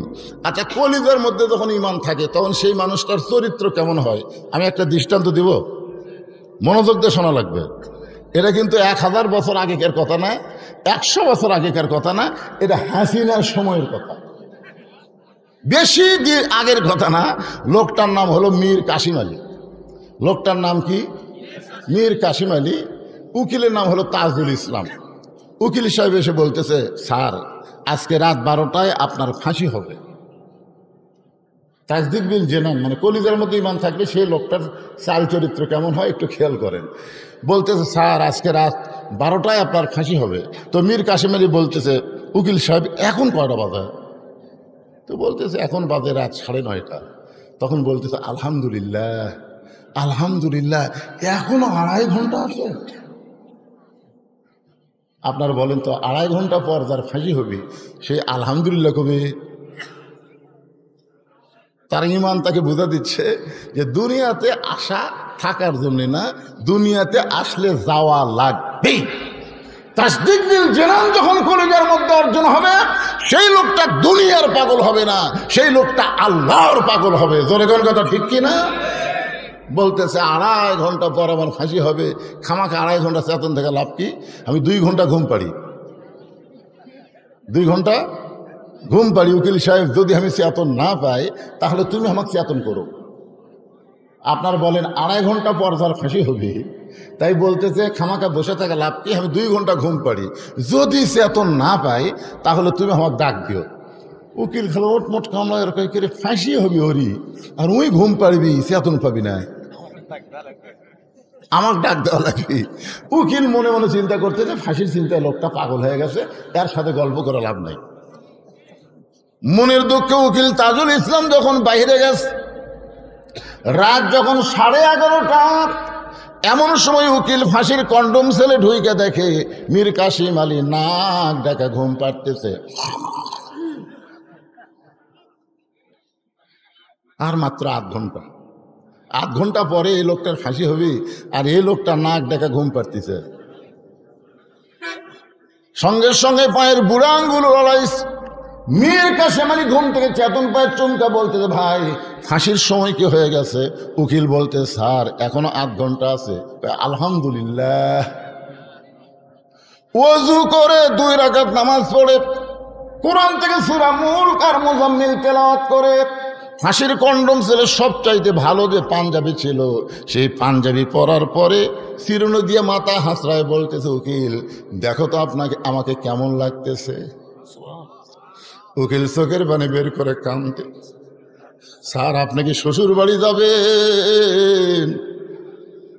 এক্ষুনি আপনার ফাঁসি হবে, এখনই আপনার ফাঁসি হবে, আর আপনি সুন্দর পাঞ্জাবি গায়ে দিয়ে মাথা চুল হাসড়ায় বলতেছেন আমার কেমন লাগতেছে। মীর কাসিম আলী মুচকে মুচকে হাসে আর বলে, উকিল ফাঁসি হবে আমার আর তুমি কাঁদতেছো। তাসদিক বিল জানান, কলিজার মধ্যে ঈমান নিয়ে আমি ঘুমাইছিলাম, ওই ঘুমের ঘরে আল্লাহ পাক আমারে দেখাইছে অন্যায়ভাবে কাউকে যখন ফাঁসি দেওয়া হয় তার মৃত্যু হয় না, তার মৃত্যু হয় না। দুনিয়াতে ফাঁসি হবে, দেহ থাকবে দুনিয়ায়, আর মুখ প্রাণ পাখি যাবে ইল্লিন নামক জান্নাতের বাগানে। লিল্লাহি তাকবীর। ভাইজান, এরই নাম হলো তাসদিক বিল জানান। কলিজার মধ্যে যখন ঈমান আসবে, ওই ঈমানটা মানুষকে দুনিয়ার পাগল বানাবে না, আল্লাহর পাগল বানায় দিবে। জোরে কোন কথা ঠিক কিনা? আপনারা বলেন তো, যত চেষ্টা করেন থাকতে পারবেন? চেষ্টা করেন না, 6 তলা 7 তলা 10 তলা বিল্ডিং বানায় খালি উপর দিকে তাকায়, খালি উপর দিকে দেখে। কি দেখিস রে? রড বার করে হুজুর দোয়া করবেন, 10 তলার ভিত দিছি, 8 তলা হচ্ছে, আরো 2টা তলা করবার পারলেই আমার শান্তি হুজুর। আর 2 কান্দের ফেরেশতা কয়, আল্লাহ এই শয়তানের কান্দর থাকো না, এই শয়তানের কান্দর থাকবো না, কারণ এক যাওয়া লাগবে নিচের দিকে আর ওই দেখে উপর দিকে, এই তো পুরো শয়তান হয়ে গেছে। কলিজার মধ্যে যখন ঈমান থাকবে, এই মানুষটা কোনো সময় উপর দিকে তাকাবে না, নিচের দিকে তাকায় তাকায় হাঁটবে। জোরে কোন কথা ঠিক কি না? এরপরে রাসূল বললেন, আমল বিল আরকান, ঈমান অনুযায়ী আমল করা লাগবে। আমাদের বাংলাদেশে মানুষ নামাজ পড়ে, কিন্তু যখন তাকে পড়া দরকার তখন তাকে পড়ে না। আল্লাহ রাসূল বলেছেন 7 বছর থেকে নামাজের তালিম দাও। কয় বছর? আর 10 বছর থেকে জোর করে নামাজ ধরাও। আপনি যদি আপনার সন্তানকে 7 বছর থেকে নামাজের তালিম দিতেন আর 10 বছর থেকে জোর করে যদি নামাজ ধরাবার পারতেন, ইন্নাস সালাতা তানহা আনিল ফাহশাই ওয়াল মুনকার, একমাত্র নামাজই পারে যাবতীয় বেহুদা খারাপি কাজ থেকে বাঁচায় দিতে। আজকে দেখেন তো, আপনার ছেলেদের দিকে তাকে দেখেন তো, আপনি এই ভুল করার কারণে আপনার ছেলের সাইজ দেখছেন। ঈদুল ফিতরের দিনে 128 জন ছেলে মোটর সাইকেল অ্যাক্সিডেন্ট করে মরে গেছে। আমি একদিন ঈদের পরের দিন আমার মাহফিল নগাঁও ছিল, আমি এই রাস্তা হাসুন দিই, কতগুলো ছেলে মোটর সাইকেল চালাচ্ছে, আমি বললাম এই শালাকের পাশাত কি গুড়া কিরমি হবে নাকি রে? এই শোনেন, আপনি বাবা, আপনার ছেলেকে আপনি দেখবেন না? রাসূল বলেছেন 7 বছর থেকে ওকে নামাজের তালিম দাও, 10 বছর থেকে জোর করে নামাজ ধরাও। আপনার ছেলেদেরকে মেয়েদেরকে যদি আপনি 10 বছর থেকে নামাজ ধরাবার পারতেন, আপনাকে আর কোনো টেনশন করা লাগতো না। আল্লাহর কোরআনই বলেছে ইন্না সালাতা তানহানিল ফাহশাই ওয়াল মুনকার, একমাত্র নামাজই পারে মানুষকে যাবতীয় খারাপি থেকে বাঁচাই দিতে। আমল বিল আরকান, ইমানের 1 নম্বর আমল হচ্ছে নামাজ পড়া। যার নামাজ নাই তার ইমান নাই। মনোযোগ দিয়ে শুনবেন, লা সলাতা লা ইমানা, যার নামাজ নাই তার কি নাই? লা সলাতা লা দীনা, যার নামাজ নাই তার কোনো ধর্ম নেই। বাইনাল আবদি ওয়াল কুফরি তরকুস সালাত, বান্দার কাফেরের মধ্যে পৃথক করার জিনিসটার নামই হলো নামাজ। এবার আসেন, কোরআনের আয়াত হলো আস্তাইনু বিসসবরি ওয়াসসালাহ ইন্নাল্লাহা মাআস সাবিরিন। যদি আল্লাহর কাছে আমরা কিছু পাবার চাই তাহলে কয়টা জিনিস লাগবে? আপনার কি বিরক্ত হচ্ছেন? তাহলে 2টা জিনিস লাগবে, একটা হলো ধৈর্য আর একটা হলো নামাজ। আপনারা বলেন তো কোন জিনিসের মধ্যে আমাদের ধৈর্য কম? দেখবেন যে ঘন্টার পর ঘন্টা চা খাচ্ছে, একবারে ঘড়ি দেখে না। আর মসজিদের মধ্যে ঢোকার পরে 5 মিনিট পরে জামাত হবে, ওই 5 মিনিটের মধ্যে ওই 5 বার ঘড়ি দেখবে। পারব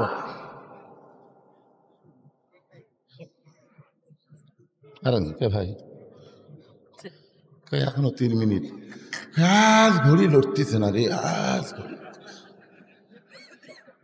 যেই লোকটা এত অস্থির, ওই লোকটাই মসজিদ থেকে বের হয়ে চাষটলে 1-1 ঘন্টা আড্ডা গুলি মারতেছে, একবারও ঘড়ি দেখতেছে না। অথচ আপনি জানেন আল্লাহর ঘরের মধ্যে ডান আল্লাহুম্মা আফতাহলি আবওয়াব রাহমাতিক মানে কি? আপনি ঢুকেন নাই, আল্লাহ আপনাকে দয়া করে রহমতের ঘরের মধ্যে ঢুকাই দিয়েছে। ধরেন কথা ঠিক, সময় মতো নামাজ হবে। বারবার আপনি ঘড়ি কেন দেখতেছেন? আপনি অস্থির কেন হচ্ছেন?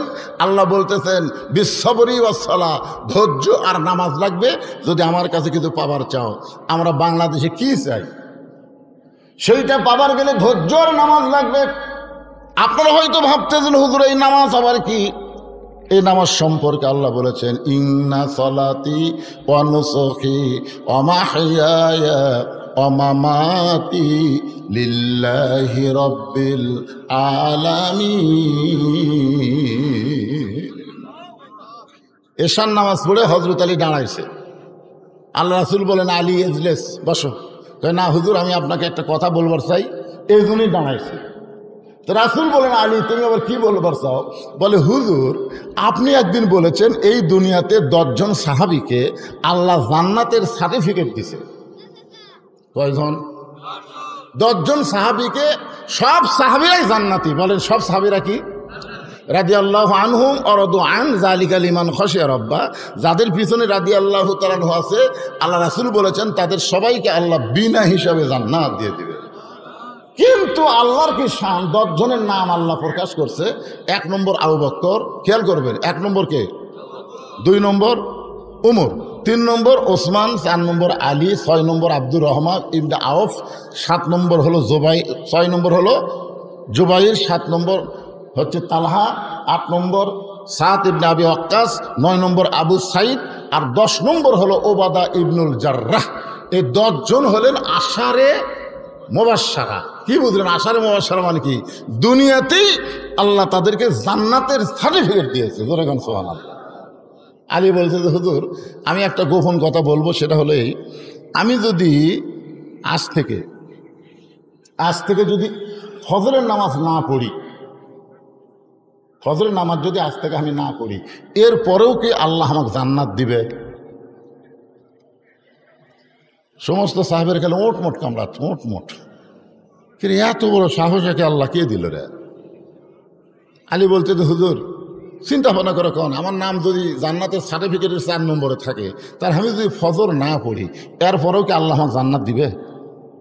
আল্লাহ রাসূল কিছুক্ষণ পরে বললেন আলী, শুধু ফজর না, তুমি যদি সমস্ত নামাজ বাদ দাও, এরপরেও আল্লাহ তোমাকে জান্নাত দিবে। আলী বলতেছে একদিনে কি সব বাদ দেওয়া যায়? এতদিনের অভ্যাস, একদিনে সব বাদ দেওয়া যায় না। তো ওই ফজরের নামাজ পড়তে আমার একটু বিরক্ত লাগে। আরামের ঘুম ভেঙ্গে সালাত খায়রুন নাম শোনার সাথে আমার বিরক্ত লাগে। এই জন্যে আজ থেকে আমি আর ফজর পড়বো না। আল্লাহ রাসূল বললেন ঠিক আছে, না পড়লেও আল্লাহ তোমাকে জান্নাত দিবে। এই কথা বলে হযরত আলী যখন মসজিদ থেকে বের হয়ে গেছে, এমন সময় আবু বকর রাসূলের কাছে গিয়ে বলতেছে, হুজুর আর কান সারাতে একটা চড় মেরে ফেললেন না? এত বড় একটা খারাপ কথা বললো যে আজ থেকে ফজর নামাজ পড়বো না। রাসূল বলেন, আবু বকর তোমার কানটা আমার মুখের কাছে দাও, আমি আসল কথা বলি। আবু বকর রাদিয়াল্লাহু যখন নবীর মুখের কাছে কান দিয়েছে, নবী ফিসফিস করে বলতেছে, নামাজ যদি জান্নাতের জন্য হয় তাহলে আলী নামাজ বাদ দিবে, আর নামাজ যদি আল্লাহর জন্য হয় আমি রাসূল বলতেছি গোটা দুনিয়া বাদ গেলেও আলী এক ওয়াক্ত নামাজ বাদ দিবে না। এখন তুমি বলো আবু বকর, নামাজ কি জান্নাতের জন্যে না আল্লাহর জন্যে? তো বলতেছে আল্লাহর জন্যে। তা আলী কি বলছে? নামাজ না পড়লে যদি জান্নাতে যাওয়া যায় পড়বো না। হযরত আলী তাড়াতাড়ি বাড়ির দরজায় গিয়ে ডাক দিলেন, হাসান হোসেনের মা, রে নবীর মেয়ে ফাতেমা। সঙ্গে সঙ্গে ফাতেমা দরজা খুলে চমকে গিয়ে বলতেছে, আসসালামু আলাইকুম। হযরত আলী বলতেছে, আমার মনে নাই রে। কি মনে নাই কন্ত? আল্লাহ রাসূল বলেছেন যে তোমরা পুরুষ মানুষ কোন জায়গা থেকে যখন আসবে, বাড়িতে এসে সর্বোত্তম তোমরা সালাম দিবে, আসসালামু আলাইকুম ইয়া আহলাল বাইত। সালাম দেওয়ার সঙ্গে সঙ্গে ওই বাড়ির উপরে আল্লাহর অবারিত রহমত বর্ষণ হবে। তাহলে সুবহানাল্লাহ করে হবে না? আপনারা কি দরজার সালাম দেন? যে স্বামী স্ত্রীর মধ্যে সালামের আদান প্রদান আছে, ওই স্বামী স্ত্রীর কোনোদিন তালাক হবে না। যে স্বামী বউরে সালাম দেয়, বউ স্বামীরে সালাম দেয়, ওই স্বামীর বাপ মায়ের বিরুদ্ধে কোনোদিন বউ কথা বলবে না, কোনোদিন কথা বলবে না। তো আমাদের সালাম কালাম নাই, খালি বউ খালি কানের মধ্যে বীজ ঢুকে দেয়, তোমার মা ভালো না, তোমার বাপ ভালো না। কি আজ থেকে সালাম দেওয়া শুরু করবেন? ফাতেমা বলতেছে আসসালামু আলাইকুম। আলী বলতেছে আর মনে নেই। ফাতেমা বলতেছে সারা জীবন আপনি দরজা এসে আমাকে সালাম দেন, আর আজকে সালাম বাদ দেওয়ার কারণ কি? আলী মনে মনে ভাবতেছে আজকে ঈশান ফজর নামাজ বাদ দিবার চাচ্ছি, তাই বলে কি আমার সালাম আল্লাহ কাড়ে নিল রে? হযরত আলী ফাতেমাকে বুকের মধ্যে নিয়ে বলে, ফাতেমা আজকে আমাকে যেন ফজরের আযান শোনার পরে ডাক দিও না। হযরত বেলাল যখন আযান দিবে, ওই আযান শুনে যেন আমাকে ডাক দিও না। আমি নবীর কাছে বলে আইছি, আজ থেকে আর আমি ফজরের নামাজ পড়বো না, কারণ নামাজ না পড়লেও আল্লাহ আমাকে জান্নাত দিবে। ফাতেমা মুস্কি মুস্কি হাসতেছে, কারণ ফাতেমা হযরত আলীকে চিনে। প্রত্যেকটা বিবি তার স্বামীকে চিনে। জোরে গান চিনে কি চিনে না? আমি কত বড় হুজুর এটা আপনারা কেউ বলতে পারবেন না, এটা জানে হলো আমার বউ। আমি বইয়ের হাতে 500 টাকা দিয়ে বললাম, তুমি খালি একবার আমাকে হুজুর কত দেখি, তোমার মুখে হুজুর শুনতে কেমন লাগে? আমার বউ মুচকে মুচকে হাসে আর কয়, জনগণ আপনাকে চিনে না তাই হুজুর কয়। কিন্তু আমি আপনাকে চিনি, হুজুর হওয়া এত সহজ নয়। তাহলে আমাকে সবচাইতে যিনি বেশি চিনে তিনি কে? জোরে বলেন না কেন তিনি কে? তিনি আমার বউ। তাহলে হযরত আলী যখন বলতেছে আজকে ফজরের নামাজ আমাকে ডাক দিও না, ফাতেমা মুচকি মুচকি হাসতেছে। মুচকি মুচকি হাসার কারণ হলো একদিন আল্লাহর নবী ফাতেমার ঘরের মধ্যে ঢুকে, ফাতেমা ঘরের কোনায় ছোট বাচ্চার মতন কাঁদতেছে। রাসূল ফাতেমার কাছে গিয়ে বললেন, মা তুই এইভাবে কেন কাঁদতেছিস? ফাতেমা বলে, বাবা দুনিয়াতে কি কোনো ধনী যুবক ছিল না যে যুবকের সঙ্গে আপনি আমাকে বিয়ে দিতেন? বাবা এমন একটা গরিবের সঙ্গে আমার বিয়ে দিলেন, আমার সকালবেলা খাবার থাকলে রাতের বেলা থাকে না, রাতের বেলা কোনোদিন যদি খাবার পাই দিনের বেলা থাকে না। এই কষ্টের জীবন আমি আর সইতে পারি না। সঙ্গে সঙ্গে রাসূল বললেন, ফাতেমা তুই কি জানিস মা, আমি সত্যি দুনিয়ার যুবকদের সঙ্গে তোকে বিয়ে দিবার চাইছিলাম, কিন্তু ধনী যুবক কাছে আসার পরেও আল্লাহ তাআলা আলীর ব্যাপারে ঘটকালি করেছে। এখন বল ফাতেমা, আল্লাহ যদি আলীর ব্যাপারে ঘটকালি করে তাহলে আমি নবী কি করব? সঙ্গে সঙ্গে ফাতেমা বলতেছে, বাবা আল্লাহ যদি আলীর ব্যাপারে ঘটকালি করে থাকে তাহলে শত কষ্টের মধ্যেও আর আমি কষ্ট পাব না। রাসূল বলেছে, ফাতেমা তোর একটা কথা বলি।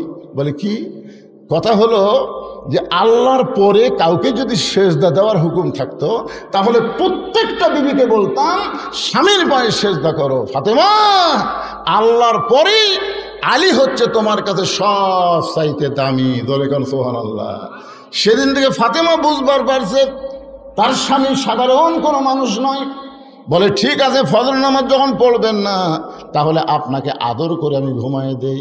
এতদিন বালিশের ওপর মাথা দিয়ে হজরত আলী ঘুমাইছে, আর সেই রাত্রে ফাতেমা উরারটাকে বালিশ বানায় দিয়ে স্বামীর চুলের মধ্যে হাত দিয়ে বিলকি কাটতেছে।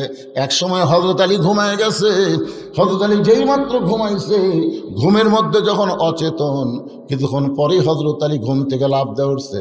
ফাতেমা বলতেছে, স্বামী গো, আপনি না কইলেন ফজরের নামাজ পড়বো না, আজান দিলেও যেন ঘুম থেকে ডাক না দেই, তাহলে আপনি কেমনে চেতন পাইলেন? আলী বলতেছেন, ফাতেমা, ফজরের নামাজ না হয় পড়বো না, কিন্তু তাই বলে তাহাজ্জুদের নামাজ আমি ছাড়বো না। লিল্লাহি তাকবীর। আল্লাহ রাসূল বলেছেন 5 ওয়াক্ত নামাজ হলো ইবাদত। মনোযোগ দিয়ে শোনেন, আস্তাইনু বিস-সাবরি ওয়াস-সালাহ, ধৈর্যের নামাজ। মনোযোগ দিয়ে শোনেন, 5 ওয়াক্ত নামাজ হলো ইবাদত, আর তাহাজ্জুদের নামাজ হলো মহব্বত। সাহাবারা জিজ্ঞাসা করলেন, হুজুর, মহব্বত আর ইবাদত এই দুইটার মধ্যে তফাৎ কি? এদিকে চিল্লাচিল্লি কে করে? বাচ্চা কাচ্চারা। ওই পার কি মেয়ে মানুষ আছে? যে বাচ্চারা চিল্লাচিল্লি করতেছে ওই বাচ্চারা হলো সিজার করা। যখন কি করা? সিজার করা বাচ্চারা অস্থির হয়। কারণ নর্মালি বাচ্চা হলে সেই বাচ্চা অস্থির হয় না। কি জন্য হয় না? তো মানে জন্মের সময়ই তার জন্ম হয়। যখন জন্মের সময় সে জন্ম নেই, কিন্তু যখনই সিজার করবি পেট কাটা দেখে আর ঘুমই ভাঙেনি। ডাক্তারে কয় 2 দিন পরে এমনি জন্ম হতো রে, এখন পেট কাটলাম কি হলো? তখন আর এক ডাক্তার কয় পেটের মধ্যে বাইর করে একটা ঘুরেন দেও। তখন ছোটো বাচ্চাকে পেটের মধ্যে বাইর করে পা ধরে এইরকম একটা ঘুরেন দেয়, বুঝছেন, চেতন করার জন্য। ওই ঘুমের ঘরে করে এই যে একটা স্কিওর মারে, ওই কারণে ওর মাথার ব্রেনটা কি হয়, অস্থির হয়ে যায়। আর অস্থির হওয়ার কারণে দুনিয়াতে মোবাইল ছাড়া ভাত খায় না, মোবাইল ছাড়া ওর কান্না বন্ধ হয় না। ধরে করার কথা ঠিক কিনা? এই সিজার করা গুলো চিল্লাচ্ছে, সিজার করা। এই স্টেজের উপর যে কয়টা আমরা বসে আছি, আমরা সবাই হলাম নর্মাল, আমরা কিন্তু সিজার না। আমার দাদি আমাকে বলছে, ভাই তোকে মায়ের পেট থেকে বাইর করে দেয়, তোর মাথা লম্বা হয়ে গেছিল রে, পরে তোর মাথা থাবড়ে থাবড়ে আমরা গোল করছি, দেখছেন? কি বলবো প্রসবের কথা, মা বিনে সেই ব্যথা কেউ তো বুঝিবে না। মাজন ঠেকিয়া সন্তানের দায়, অকালে মা মারা যায়, কেন সে মায়ের ভক্তি করবা না? এমন দরদি ভবে কেউ হবে না আমার মা গো। মারে মা, ও মা, বাচ্চা নর্মালি হবে মা, তাহলে অধৈর্য হওয়ার কারণে এই সিজার করা। আর সিজার করবার গেলে ওই পেটকে লাড়ে মেয়া ডাক্তার, একটা মরদ মানুষ ডাক্তার, কোন জায়গায় বাচ্চা আছে কুটি কাটা লাগবে, লেড়ে ছেড়ে। এই আপনার শরম নাই? আপনার বইয়ের পেট একটা মরদ মানুষ লাড়া কাটতেছে না কিছু? সিজার করাবো, সিজার করাবো। সিজার করলে মায়ের ক্ষতি, সিজার করলে বাচ্চার ক্ষতি। একটু মনোযোগ দিয়ে শোনেন,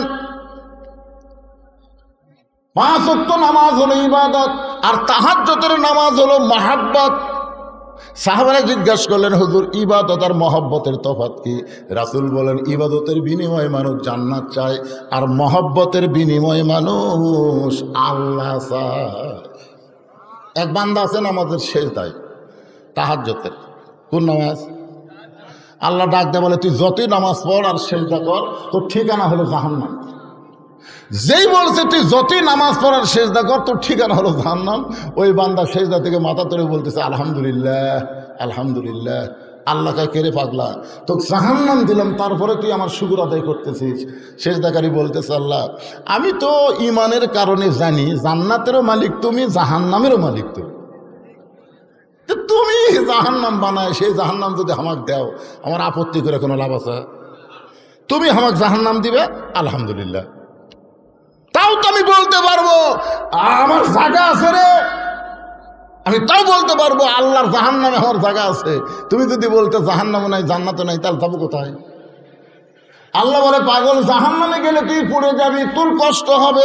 পাগল বলতেছে আমার জাতির পিতা হযরত ইব্রাহিম নমরুদের চুলা যখন জ্বলাইছিল আগুনে ফেলে দেওয়ার জন্যে, আপনি আগুনের চুলাকে শান্তির বাগান কেন বানাইছেন? আল্লাহ বলে, ইব্রাহিমের কলিজায় আমার মহব্বত ছিল। সেজদাকারী বলে, আল্লাহ তাকায় দেখো, আমার কলিজায় তোমার মহব্বত, তুমি আমার জাহান্নাম দিলে কি হবে? আমি জাহান্নামেও তোমাকে সঙ্গে করে রওনা দিব। আল্লাহ বলে, পাগল রে, আমার মহব্বত নিয়ে কেউ যদি জাহান্নামেও যায়, আমি জাহান্নামকেও জান্নাত বানায়া দিব। হযরত আলী ওযু করে তাহাজ্জুদের নামাজ আদায় করলেন। তাহাজ্জুদের নামাজ আদায় করার কিছুক্ষণ পরেই হযরত বেলাল যখন আজান দেয়, আল্লাহ রাসূল বলেছেন দুনিয়ার মুয়াজ্জিন আজান দিলে আজান মুসল্লির কান পর্যন্ত পৌঁছে, কিন্তু আমার বেলাল যখন আজান দেয় ওই আজান আল্লাহর আরশ পর্যন্ত পৌঁছে যায়। সাহাবীরা বললেন, হুজুর, হযরত বেলালের আজানের মাহাত্ম্য এত বেশি কেন? আল্লাহ রাসূল বললেন, সাহাবীরা, তোমরা তো তখন কেউ ছিল না, মাত্র 6 নম্বর সাহাবীর নাম হলো বেলাল। মাত্র কয় নম্বর? 6 নম্বর সাহাবীর নাম হলো বেলাল। এই বেলাল যখন ঈমান গ্রহণ করছে, শুধুমাত্র ঈমান গ্রহণ করার অপরাধে বেলালকে সারা দিন ওরা মারছে। শুধু মারে নাই, বুকে পাথর চাপা দিয়ে রাখছে। এরপরও বেলাল যখন আল্লাহ ছাড়ে নাই, মুখের ভিতর হাত দিয়ে জিহ্বা টেনে বের করে ওই জিহ্বার মধ্যে কাফেররা পেরেক ঢুকাই দিছে। এই একদিক দিয়ে পেরেক ঢুকাইয়া আর এক দিক দিয়ে বার করে দিছে। এরপরও বেলাল আমার আল্লাহকে ছাড়ে নাই। আবু বকর বেলালকে মুক্ত করে নবীর কাছে যখন নিয়ে আসে, নবী বেলালের জিহ্বা দেখে অনেক দূর পর্যন্ত বার হয়ে গেছে। রাসূল নিজের হাত দিয়ে বেলালের জিহ্বার কাঁটাগুলো বের করে জিহ্বার আগায় একটা চুমু দিলেন, সঙ্গে সঙ্গে জিহ্বা পূর্বের আকারে মুখের মধ্যে ঢুকে গেলেন। রাসূল বেলালের কপালে চুমাতে বললেন, বেলাল তুমি কি চাও? বেলাল বলে, ইয়া রাসূলুল্লাহ, আস্তে আস্তে আল্লাহ বলার কারণে আমাকে এত মারছে।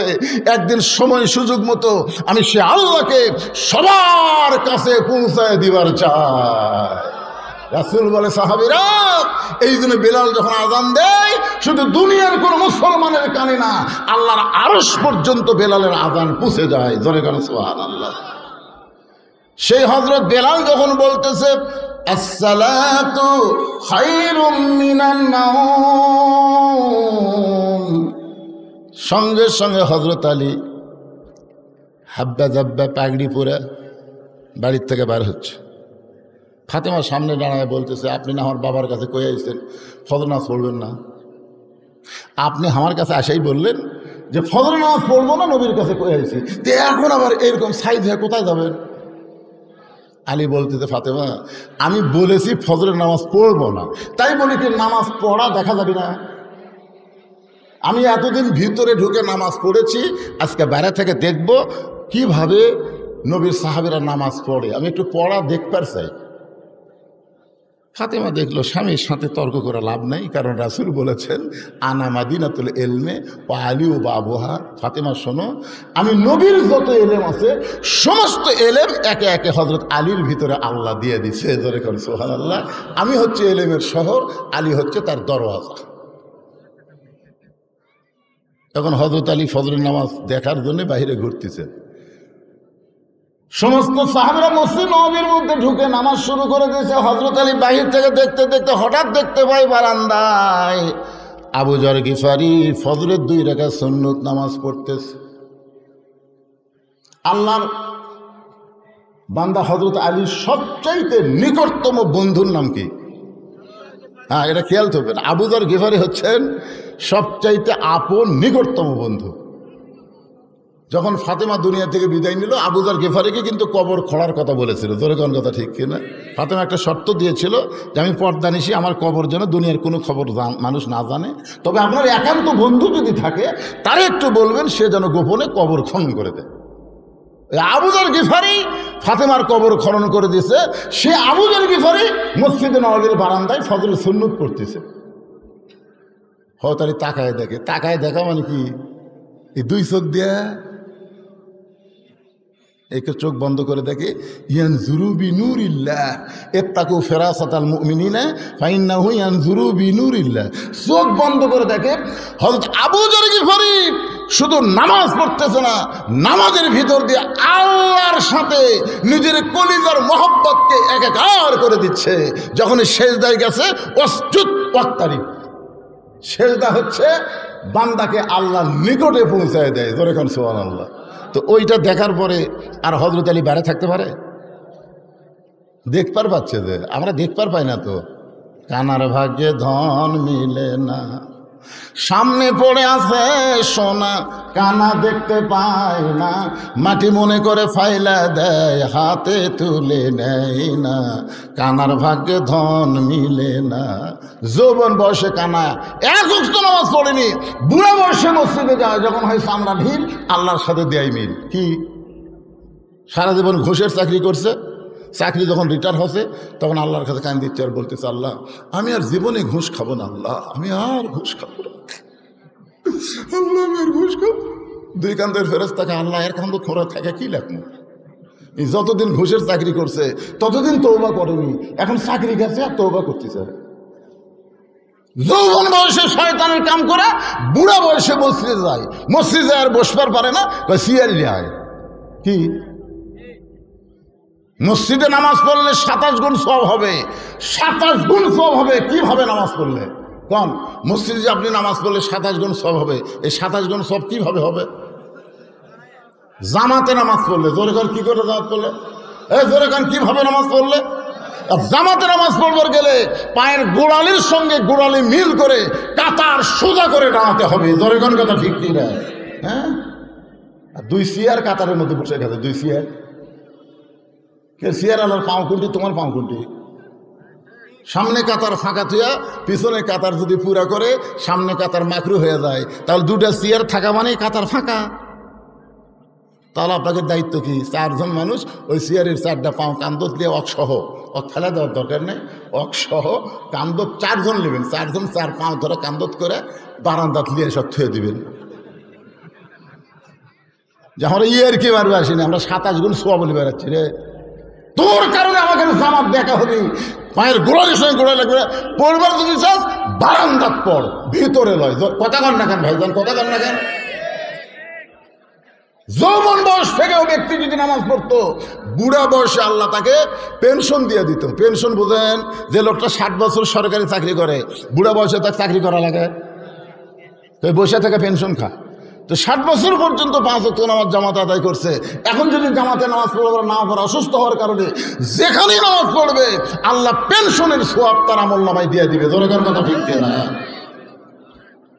একটু মনোযোগ দিয়ে শুনবেন। আবু যর গিফারির কাছে হযরত আলী দাঁড়ায়া হযরত 2 রাকাত সুন্নত নামাজ আদায় করছে। সুন্নত নামাজ আদায় করেছে, আলী সালাম ফেলাইছে। আবু যর গিফারি কোনার ঘুতে দিয়ে বলতেছে, কে ভাই এসার সময় কি করলে? তুমি যখন নবীর সামনে বললে আমি তখন তোমার কাছে ছিলাম, তুমি যে বললে আজ থেকে ফজরের নামাজ পড়বো না, তো নবীর কাছে এই কথা বলে তুমি আবার এখন কি করলে? আলী বলতেছে, আমি বলছি ফজরের ফরজ পড়বো না, তাই বলে কি সুন্নত পড়া যাবে না? যেই বলছে আমি না হয় ফজরের ফরজ পড়বো না, তাই বলে কি সুন্নত পড়া যাবে না? আবু যর গিফারি মুখে আঙ্গুল ঢুকাইছে। এই কারণেই আল্লাহ রাসূল বলেছেন, আমার পরে তোমরা যদি কারো কাছে কিছু পাবার চাও তাহলে আমাকে না পাইলে তোমরা আলীর কাছে যাও। প্রত্যেকটা সাহাবী বিশ্বাস করতেন ইসলামী ভার্সিটির প্রিন্সিপাল হচ্ছেন আল্লাহর নবী, আর ভাইস প্রিন্সিপাল হলো হযরত আলী। ধরে কান সুবহানাল্লাহ। আপনারা ইসলামের খেলাফতের নিয়মটা দেখবেন। আল্লাহ রাসূল যখন মদিনার রাষ্ট্রপতি ছিল তখন শিক্ষামন্ত্রী ছিলেন হযরত আলী। সুবহানাল্লাহ। না কেন? ধর্মমন্ত্রী আবু বকর, অর্থমন্ত্রী ওসমান, আইনমন্ত্রী ওমর। গেল আবু বকর রাদিয়াল্লাহু যখন মদিনার খলিফা ছিলেন তখন শিক্ষামন্ত্রী হচ্ছেন হযরত আলী। সুবহানাল্লাহ। উমর ফারুক যখন মদিনার খলিফা তখন শিক্ষামন্ত্রী হলেন হযরত আলী। ওসমান গনি যখন মদিনার খলিফা তখনও শিক্ষামন্ত্রী হচ্ছেন হযরত আলী।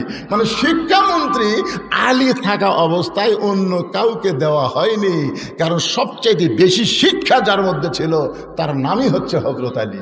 আর আমাদের বাংলাদেশে শিক্ষামন্ত্রীকে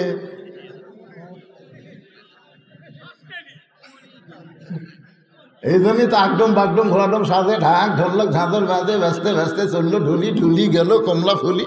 এই শালা মিথ্যা শিক্ষা দিয়ে মাস গেলে 50,000 টাকা বেতন গুনে নেয়। আর জালিকাল কিতাবুল আরাইভাবে হুদালিল মুত্তাকিন এ হাফেজে মাদ্রাসার শিক্ষা দিয়ে মাস গেলে কেশিয়ারের দিকে তাকা থাকে। চাচা 30 দিন ইন্নাল্লাহ মা সাবিরিন, ধৈর্যশীলদের সঙ্গে আল্লাহ থাকে। ও তো খাই খাই করো একেবারে। হায় হায় রে, মাস গেলে 10,000 টাকা হাদিয়া দেয়। কি ভাই রে, দোয়া করেন। সব দেখা হলো শেষ, আগামীতে দেখবো কোরআনের বাংলাদেশ। কোরআন দিয়ে যখন বাংলাদেশ চলবে, প্রত্যেকটা প্রাইমারিকে হাফিজি মাদ্রাসা বানানো হবে। জোরে গান কথা ঠিক না? এইরকম মান তাআল্লামাল কোরআন ওয়া আল্লামা, ওই ব্যক্তি সবচাইতে দামি সম্মানী যে কোরআন শিখেছে, অপরকে কোরআনের শিক্ষা দেয়। মিথ্যা শিক্ষা দিয়ে তোমরা মাস গেলে 50,000 টাকা বেতন পাও, আর আল্লাহর কোরআনের সুন্দর শিক্ষা দিয়ে তাদের বেতন নাই কেন? একজন কত ঠিক, বাদ বাকি কি ব্যাঠি? খালি মোরা দেখেন, মোরা দেখেন। আপনার বেটা যদি কবরের পাশে দেয় বলে আইরে আইটিয়ে নায়ে ভরা দিয়ে নালে গেল বোয়াল মাসে, তাই না দেখে বদল নাচে। রাস্তাকে আল্লাহ বাপের কবরের পাশে কি করতে যায়? যেটা পড়িছে সেটাই পড়তেছে, যেটা পড়িছে সেটাই পড়তেছে। আর যদি আপনার বাচ্চা আপনি মরে যাওয়ার পরে কবরের পাশে গিয়ে সূরা ফাতিহা তেলাওয়াত করে, সূরা ইখলাস তেলাওয়াত করে, দরুদ শরীফ তেলাওয়াত করে, আস্তাগফিরুল্লাহ তেলাওয়াত করে, যদি চোখের পানি বের করে বলে রব্বানা যালামনা রব্বিরহামহুমা কামা রব্বায়ানি সগীরা, ফেরেশতা বলে আল্লাহ কি করব? আল্লাহ বলে কবরের মধ্যে দেহ থাকবে, আর পাখিটাকে আমি আল্লাহ ওই সন্তানের দোয়ার কারণে ইল্লিন নামক জান্নাতের বাগানে রেখে দিলাম। শিক্ষামন্ত্রী হযরত আলী, একটু মনোযোগ দিয়ে শুনবেন, বিরক্ত হচ্ছেন? আবু যর গিফারি মুখে আঙ্গুল দিয়েছে, বাবা আর কোনো কথা খাওয়া লাভ নেই, কি বলতে কি ভুল হয়। কারণ আল্লাহ রাসূল দুনিয়া থেকে বিদায় নেওয়ার পরে প্রত্যেকটা সাহাবী হযরত আলীকে ওস্তাদের মতন সম্মান করতেন। আপনারা বলেন তো, ইসলামে ওস্তাদের সম্মান কম না বেশি? একেবারে মুরব্বীকে রাগ করে গেল নাকি ওটা? হ্যাঁ, আচ্ছা ঠিক আছে, যান, আবার আশা লাগবে কিন্তু না, খুব ভালোই লাগতেছে। একটা দৃষ্টান্ত শোনেন, নাম হলো নোমান ইবনে সাবেত, মাদ্রাসাত পড়ে। নাম কি? নোমান ইবনে সাবেত মাদ্রাসাত পড়ে, মরুভূমির দেশে মাদ্রাসা। ওস্তাদ একদিন নোমানের পায়ের দিকে তাকে তাকে জুতে নেই। ওস্তাদ কয়েক এই রোদের ভিতরে মরুভূমির বাইরে যেন উত্তপ্ত হয়ে যায়, খালি পায়ে যাওয়া আসা করে। সেই মাদ্রাসা ছুটি হলে তুই আমার কামরার যাস তো। মাদ্রাসা যেই ছুটি হচ্ছে, নোমান ইবনে সাবেত হুজুরের কামরায়, হুজুর চৌকির তল থেকে একটা পুরাতন জুতা বের করে বলতেছে, এই জুতা আগে আমি পাঁয়ের দিতাম বাবা, আর আমি পাঁত দেই না, এটা তোরে দিয়ে দিলাম, এটা পাঁত দিয়ে যাওয়া আসা করবো, তাও ওই উত্তপ্ত বালিকার তাপ তোর পায়ের তালুজ লাগবে না।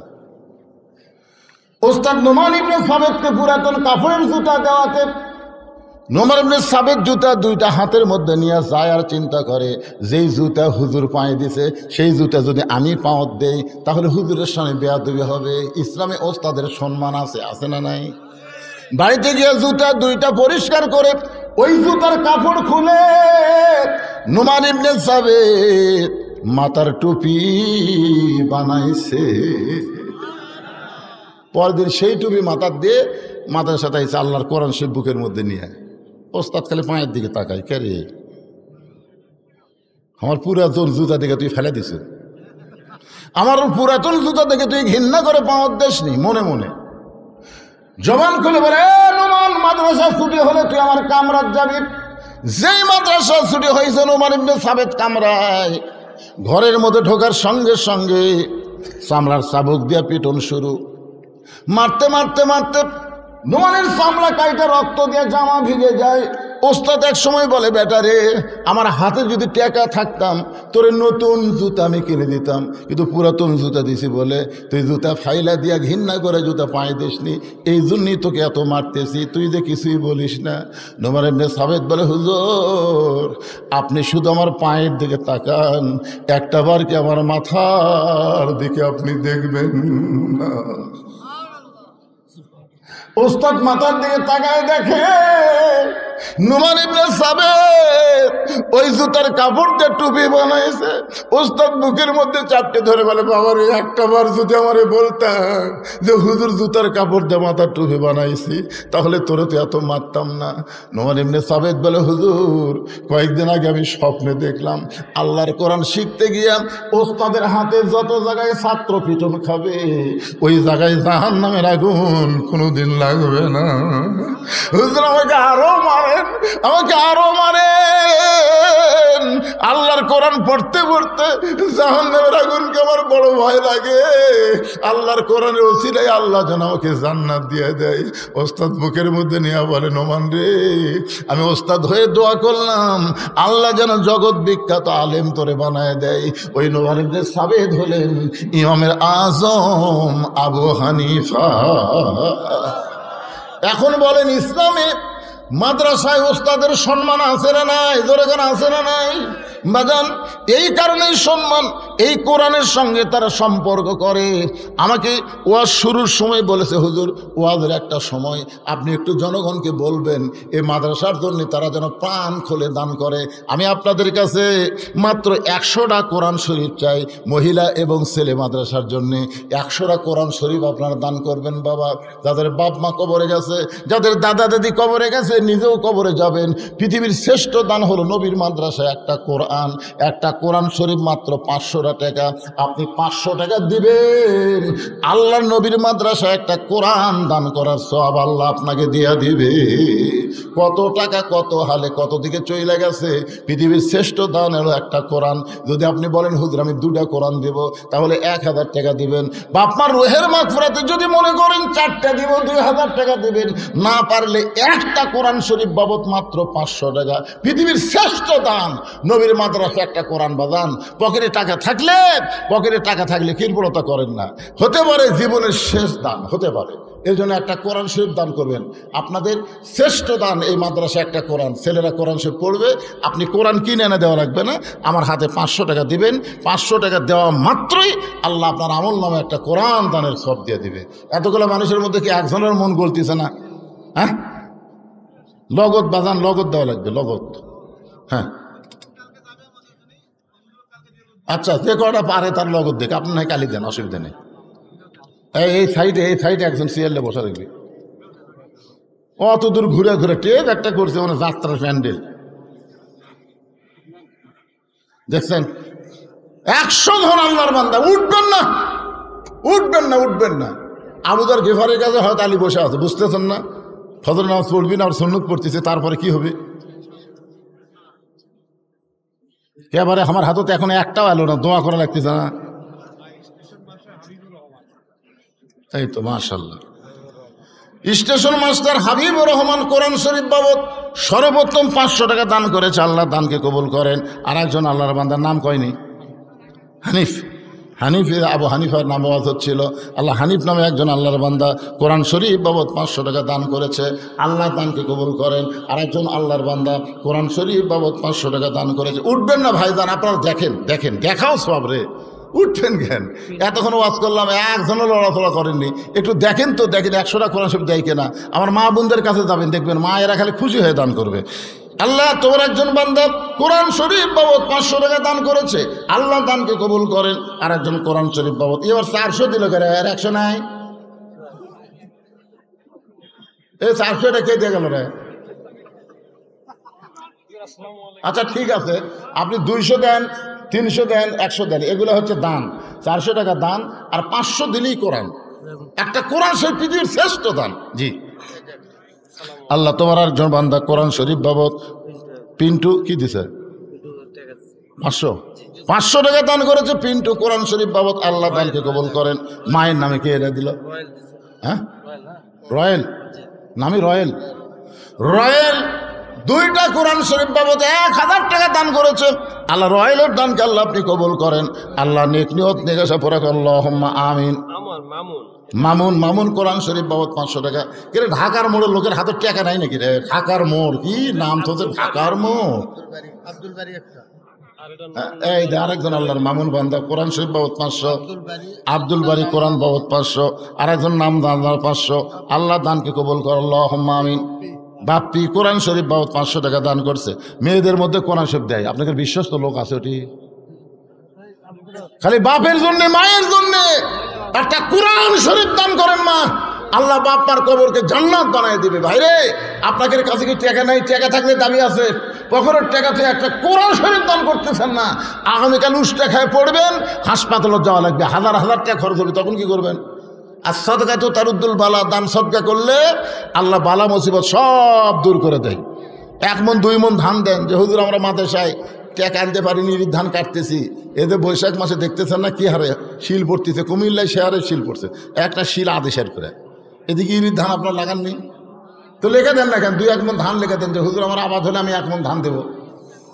কোরআন শরীফ যদি নগদ দিবেন না পারেন, বাকি লেখা দেন যে হুজুর আমি 2টা কোরআন শরীফ বাবদ 500 টাকা দান করবো, 1000 টাকা দান করবো, লেখা দেন। এই মাদ্রাসা চালাবার গেলে তো দান করা লাগবে রে ভাই, সবাই দান করেন আল্লাহর হস্তে। আপনাদেরকে আগে আদায় করছেন নাকি? বাড়ি বাড়ি আদায় করছেন?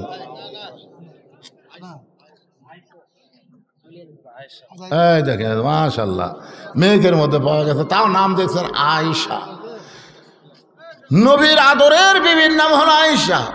যে মা দান করলো তার নাম আয়েশা। মা আয়েশার সঙ্গে আল্লাহ এই আয়েশাকে আল্লাহ জান্নাত দিবেন। কোরআন শরীফ বাবদ 500 টাকা দান করছে, আল্লাহ দানকে কবুল করেন, আল্লাহুম্মা আমিন আলামিন। আল্লাহ কোরআন শরীফ বাবদ 500 টাকা দান করছে, আল্লাহ দানকে কবুল করেন, আল্লাহুম্মা আমিন। ভাইজান, এই মাদ্রাসার বাচ্চারা, এই আমার জামাই একসময় ব্যাগ দিয়ে পাঠাচ্ছিল, শ্বশুর আর একবার দিবে। যে গায়ের দুধ একবারে হয় না তাকে 2 বানান দেওয়া লাগে। 2 বানান বোঝেন? একবারে হয় না, আবার বাসুর ছেড়েতে ফটকট টানতে আবার ঝকঝক করে। নাম বলার দরকার নেই, টাকা 500 দিতে তো আলহামদুলিল্লাহ। কোরআন শরীফ বাবদ 500 টাকা দান করছে। আর একজন আল্লাহর বান্দা 500 টাকা দান করছে, আল্লাহ দানকে কবুল করেন, আল্লাহুম্মা আমিন। দাদা দাদির জন্য কোরআন শরীফ বাবদ 500 টাকা এবং 20টা টাকা দান করছে, আল্লাহ দানকে কবুল করেন। দাদা দাদির জন্য দান করতেছে লাতি। আর আপনাদের বাপ মরেনি, আপনাদের মা মারা যায়নি, একটু দয়া হয় না বাপ্পার জন্য যে হুজুর আজকে কোরআনের মাহফিল এসে বাপ্পার রুহের মাগফিরাতে একটা কোরআন শরীফ বাবদ 500 টাকা দিয়ে দিলাম। পৃথিবীর শ্রেষ্ঠ দান আল্লাহর কোরআন, নবীর মাদ্রাসায় দেওয়া। কোরআন শরীফ বাজারে দেওয়া লাগতেছে না, 500 টাকা দিলেই একটা কোরআন দানের সওয়াব আল্লাহ আপনাদের আমল নামে দিয়ে দিবে। এই মাদ্রাসার বাচ্চারা ভিতরে যাও, 10 টাকা 20 টাকা 50 টাকা 100 টাকা যে যা পারবে যাও যাও যাও ভিতরে যাও। এই মাদ্রাসার বাচ্চারা কোথায় রে? এক বাচ্চা এক ব্যাগ লেবু ঘুরতেছে। সবাই দেন, সবাই দেন, জীবনের শেষ দান মনে করে দেন।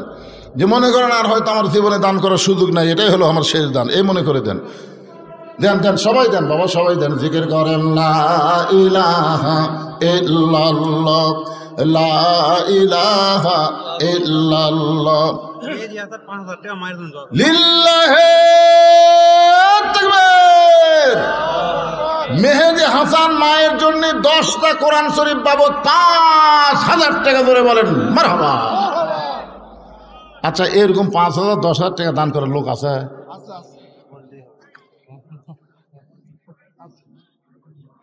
কোরআন শরীফ চাচ্ছি তাই চাতে না।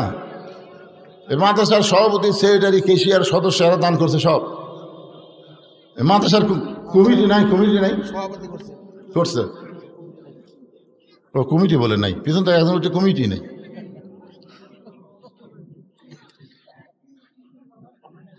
তাহলে এই টাকাটা কে নিবে ভাই? এই কমিটি যদি না থাকে। আছে আপনাদের এই মাদ্রাসার সভাপতি কে? হ্যাঁ, তাই দিবি না কিছুই?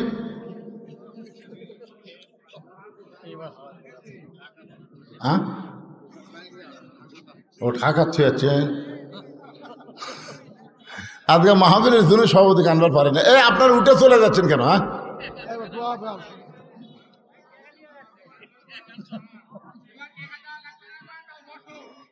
হ্যাঁ, হায় টাকা দেওয়ার কথা শুনলে শোনেন, অনেক ধান দেখতে পাবেন, অনেক ধান। সবগুলো ধান না বাজান, ধানের মতোই ঢপ, ধানের মতোই ঢপ। এত ধান, এত ধান, কই বাতাস দে। তখন বড় একটা ফ্যান নামিয়েছে, এখন দেখছেন ধান সাইজ করার একটা ফ্যান নামেনি। ধানের কাছে এরকম যখন ধরতেছে তখন ধানের মধ্যে ঢপ বাড়ে, উড়ে উড়ে চলে যায়, উড়ে উড়ে চলে যায়। তার মানে কি ওটা পাতান রে, চিটা পাতান। চিটা পাতান কোনো সময় ধানের সাথে থাকতে পারে না।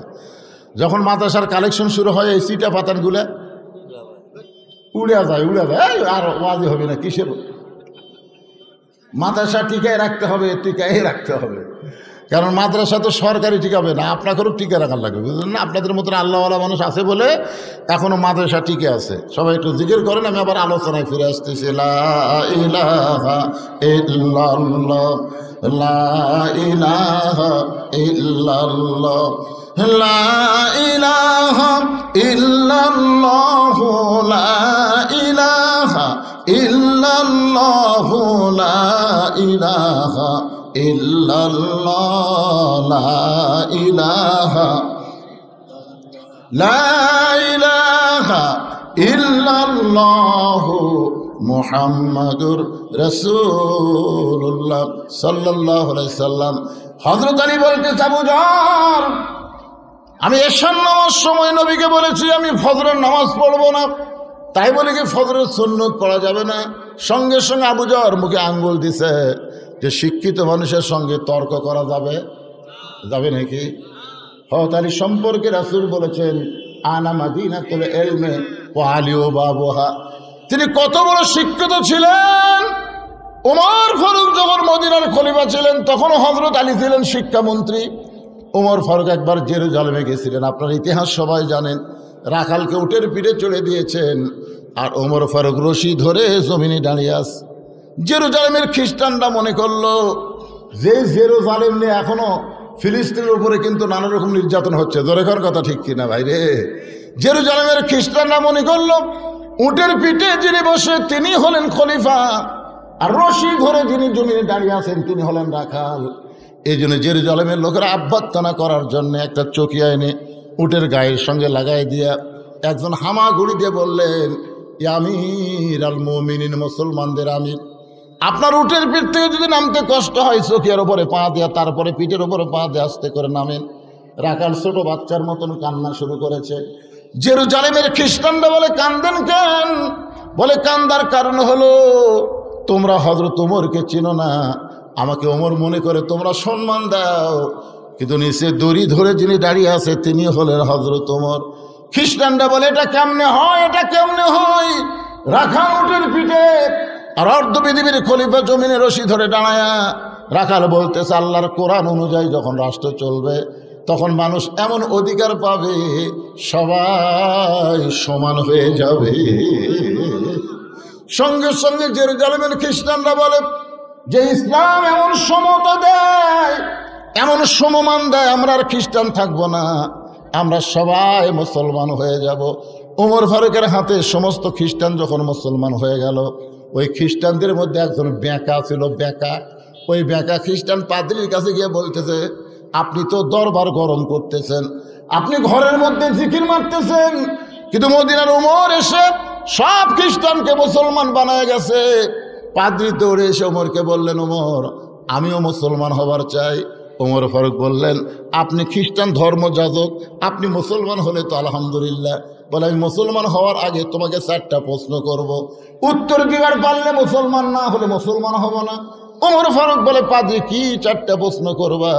বলে, 1 নম্বর প্রশ্ন হলো পৃথিবীর এমন কোন জায়গা সূর্যের আলো একবার পড়েছে কিয়ামত পর্যন্ত ওই জায়গায় সূর্যের আলো পড়বে না। আমার 2 নম্বর প্রশ্ন হলো পৃথিবীর এমন কোন কারাগার কয়েদি নিঃশ্বাস নেবার পারে না, এরপরও কয়েদি জীবিত থাকে। আমার 3 নম্বর প্রশ্ন হলো এমন কোন কবর, কবরটাও জীবিত, লাশটাও জীবিত।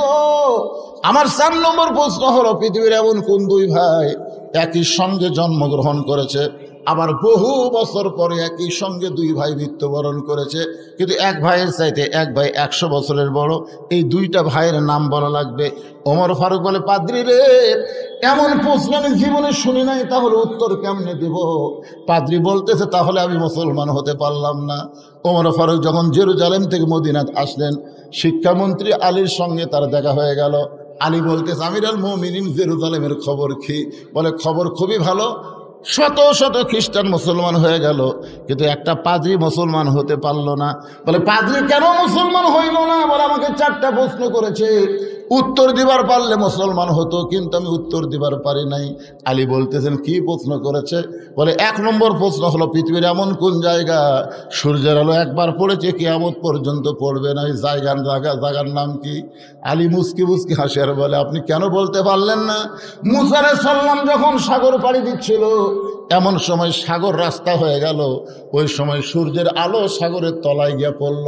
তখন ফেরাউন সাগর পাড়ি দিবার চাইল, ওই যে সাগর একত্র হয়ে গেল, কিয়ামত পর্যন্ত ওই জায়গায় সূর্যের আলো আর কোনোদিন পড়বে না। ওমর ফারুক চুমকে বলে আলী, পৃথিবীর এমন কোন কারাগার কয়েকদিন নিঃশ্বাস নেবার পারে না তারপরে জীবিত থাকে? আলী বলতেছে মায়ের উদর সন্তান নিঃশ্বাস নেবার পারে না, এরপরেও আল্লাহ সন্তানকে জীবিত রাখে। আলী রে 3 নম্বর প্রশ্ন করেছে, কবরও জীবিত লাশটাও জীবিত। আলী বলতেছে কবর হলো মাছ আর লাশটার নাম হলো ইউনুস আলাইহিস সালাম। বাংলাদেশের যিনি ক্ষমতার চেয়ারে বসে আছেন তার নাম কি? ইউনুস নবীরে খাইল মাছেতে গিলিয়া, ফেরেশতা পাঠাইলেন আল্লাহ ইসমে আজম দিয়া, দমে দমে সে হরদম পড়ে সে ইসমে আজম, মাছেরই উদর হইতে বাঁচাইলা প্রাণ। ইউনুস যখন ক্ষমতা বসলো তখন ভারত মনে করলো হাসিনা তো বাংলাদেশ আমাকে গোলাম বানাতে গেছে রে। কিন্তু এই মরদ প্রথম খুবই হুমকি ধমকি দিল না, কারণ ভারত দিল কি দিল না? পেঁয়াজ বন্ধ করে দেব, আলু বন্ধ করে দেব, চিনি বন্ধ করে দেব। ইউনুসকে দে দে, ওরা সব বন্ধ করে দিয়ে ওরা এখন কাঁদতেছে, ভিসা বন্ধ করে দিয়ে ভারতের ব্যবসা হচ্ছে না, কোনো কিছু হচ্ছে না। বাইরে পশ্চিমবঙ্গের লোকেরা মাঝে মধ্যে সামনে ইউনুস একেবারে মুদি বুড়ে আঙুল দেখাচ্ছে, দেখ তোর ভারত আমার দরকার না, আমি চীনত চাই। চীনত যায় ভাই, যে 30টা প্রকল্প বাঁধ লিয়ে যাচ্ছে, এত কিছু লিয়ে যাচ্ছে, বলছেন ভারতের মুদি গলা থাকবে। আবার লালমনিরহাটে এমন একটা বিমানবন্দর তৈরি করতেছে বুঝলেন, ভারতও গ্রাস করতে, ভারতের যে 7 সিস্টার আছে ওটা সাইজ করতে বাংলাদেশের একদিনও লাগবে না। সুবহানাল্লাহ কান্না কেন? এই হাসিনার হুমকি, ফেঙ্গি কুত্তের হুমকি, ওরা লাভ আছে কেন পাগলা? ফেঙ্গি কুত্তা যখন হুমকি দেয় তখন কি করে? যে একটা বড় কুত্তা আসে 5 তলে নিয়ে দেয়, ধরে কোন কথা ঠিক কিনা? হাসিনা হলো ফেঙ্গি কুত্তে, ওর হুমকির কাম হবে। কি মনে করতেছেন ইউনুস সরকার আসার পরে দেশের উন্নতি হচ্ছে না অবনতি হচ্ছে? এতক্ষণ কয়বার জেনারেটর চালু করা লাগলো না, এতক্ষণ কয়বার জেনারেটর চালু, মানে 8 ঘন্টা পরে কারেন্ট নেই, 8 ঘন্টা পরে কারেন্ট নেই, জোরে কোন কথা ঠিক কিনা? কারেন্ট যায়। রমজান মাসে গেছিল, এর আগে হাসিনার সময় ইফতার করবার কেবল বসে বিসমিল্লাহ করে মুখত দেব, কারেন্ট নাই। তারাবির যায় কেবল 4 রাকাত নামাজ হতে কারেন্ট নাই। সেহরির সময় পানি ভরে নিয়ে যাচ্ছে, কারেন্ট নাই। কি শোনেন, মানুষ বুড়া হলে কাজ একটু ধীর গতিতে হবে। ওনার বয়স হলো 85 বছর, ধীর গতিতে কিন্তু সবাই ধরা পড়বি, আজও ধরা পড়ছে। ধরে কোন কথা ঠিক না? আস্তে আস্তে, ইন্নাল্লাহা মা'আস সাবিরিন, ধৈর্যশীলদের সঙ্গে আল্লাহ আছে বাজান। তো যেই কথা বলতেছে একটু মনোযোগ দিয়ে শোনেন। আবু যর গিফারি চুপ করে আছে। কিছুক্ষণ পরে ফজরের যখন সময় হয়েছে সেটা বলার আগে যেটা বলতেছিলাম, এবার বলতেছে উমর ফারুক বলতেছে আলী ভাই, 2 ভাই একই সঙ্গে জন্মগ্রহণ করেছে, আবার বহু বছর পরে একই সঙ্গে মারা গেছে। এই 2 ভাইয়ের নাম কি? বলতেছে এক ভাইয়ের নাম হলো আজিজ আলাইহিস সালাম, আর এক ভাইয়ের নাম উযাইর আলাইহিস সালাম। কোরআন শরীফ পড়ে দেখেন, উযাইরকে আল্লাহ 100 বছর ঘুম দিয়েছিল, ঘুম থেকে চেতন করার পরে আবার 2 ভাই একই সঙ্গে কাফেরদের দ্বারা হত্যা হয়ে গেল। এখান থেকে বিশ্বাস হলো এক ভাইয়ের চাইতে 100 বছরের বড়। ওমর ফারুক দৌড়ে আলীকে বুকের মধ্যে নিয়ে বলে, আলী রে, তুমি না থাকলে আমরা ধ্বংস হয়ে যেতাম। ধরে কোন সুবহানাল্লাহ। সেই হযরত আলী যেই মাত্র বেলাল আকামা শুরু করেছে, কদ কামাতিস সালাহ, সঙ্গে সঙ্গে হযরত আলী মারছে দৌড়। এক দৌড়ে গিয়ে প্রথম কাতারে আবু বকর আর ওমর যে খাড়া আছে, ওই কাতারের মধ্যে 2 হাত ঢুকে দিয়ে চাড়া দিয়ে ভিতরে ঢুকে আল্লাহু আকবার। নবী ফজরের সালাম ফিরাই বলতেছে, আলী আলী, এসার সময় কি করে গেলি? তুই এসার সময় বলে গেলি ফজরের নামাজ পড়বো না, আবার সামনে কাতারে তোরে দেখতে পাই আবু বকর খালি মুখের তলে হাত দিয়ে মুসকি মুসকি হাসতেছে, কারণ আবু বকরকে আল্লাহ রাসূল আগেই বলে দিছে ধরে কোন কথা ঠিক না। আলী বলতেছে, ইয়া রাসূলুল্লাহ, বহু চেষ্টা করলাম ফজরের নামাজ পড়বো না, বহু চেষ্টা করলাম পড়বো না, কিন্তু আমি নামাজ পড়তে না চাইলে কি হবে, নামাজ আমাকে ছাড়লো না। ইয়া আইয়ুহাল্লাযীনা আমানু ইসতাঈনু বিস-সাবরি ওয়াস-সালাহ ইন্নাল্লাহা মা'আস-সাবিরিন। ধৈর্য নিয়ে আপনারা নামাজ পড়বেন, ধৈর্য নামাজের মধ্যে একটু ধৈর্য দিবেন, সূরা ফাতিহা একটু সুন্দর করে বলবেন, যে সূরা মিলাবেন একটু সুন্দর করে বলবেন, আল্লাহু আকবার বলা, আবার যখন দাঁড়াবেন সামি আল্লাহু লিমান হামিদা রব্বানা লাকাল হামদ একটু সময় দিবেন, সেজদাত সুবহান রাব্বিল আলা বলে মাঝখানে বলে আল্লাহুম্মা ফিরলি ওয়ারহামনি ওয়াহদিনি ওয়ারযুকনি একটু সময় দিবেন। এভাবে ধীরে সুস্থে সুন্দর করে রুকু সেজদা বিশিষ্ট নামাজ আদায় করলে সেই নামাজই হবে ইয়াকা নাবুদু ওয়া ইয়াকা নাস্তাইন। আমরা যা চাই কিছুই চাই না, আল্লাহ তোমার হেদায়েত চাই, আর হেদায়েতের বিনিময়ে তুমি আমাকে হয়ে যাও, তুমি আমাকে হলে তুমি কি দিবা দাও, জোরে কোন সুবহানাল্লাহ। আল্লাহ আমাদের সবাইকে কবুল করুক, ফজরের নামাজ জামাতে আদায় করার তৌফিক দান করুক। সকলে ইস্তিগফার পড়ে এখনই মোনাজাত হবে, আস্তাগফিরুল্লাহ রব্বি মিন কুল্লি জামবি ওয়া তুবু ইলাই, আস্তাগফিরুল্লাহ রব্বি মিন কুল্লি জামবি ওয়া তুবু ইলাই, লা হাওলা ওয়ালা কুওয়াতা ইল্লা বিল্লাহিল আলিয়্যিল আযীম। ভাইরা কিছু বলবেন আপনি? আল্লাহুম্মা আমিন। আল্লাহুম্মা আনতাস সালাম ওয়া মিনকাস সালাম তাবারাকতা ইয়া যাল জালালি ওয়াল ইকরাম। আয় আল্লাহ তাআলা, তোমার রহমতের দরজায় ফকির হয়ে আমরা হাত তুলেছি। আল্লাহ মাবুদ, কত সুন্দরভাবে আজকের মাহফিল হলো, উপরে কোনো সামিয়ানা নাই, তুমিও বৃষ্টি দাওনি, আবার ঝড়ও হয়নি, সুন্দর আবহাওয়ার মধ্যে আজকের মাহফিল হয়ে গেল। আল্লাহ মাহফিলকে কবুল করো, মাহফিল ওসিলাই মাদ্রাসাকে কিয়ামত পর্যন্ত কবুল করো।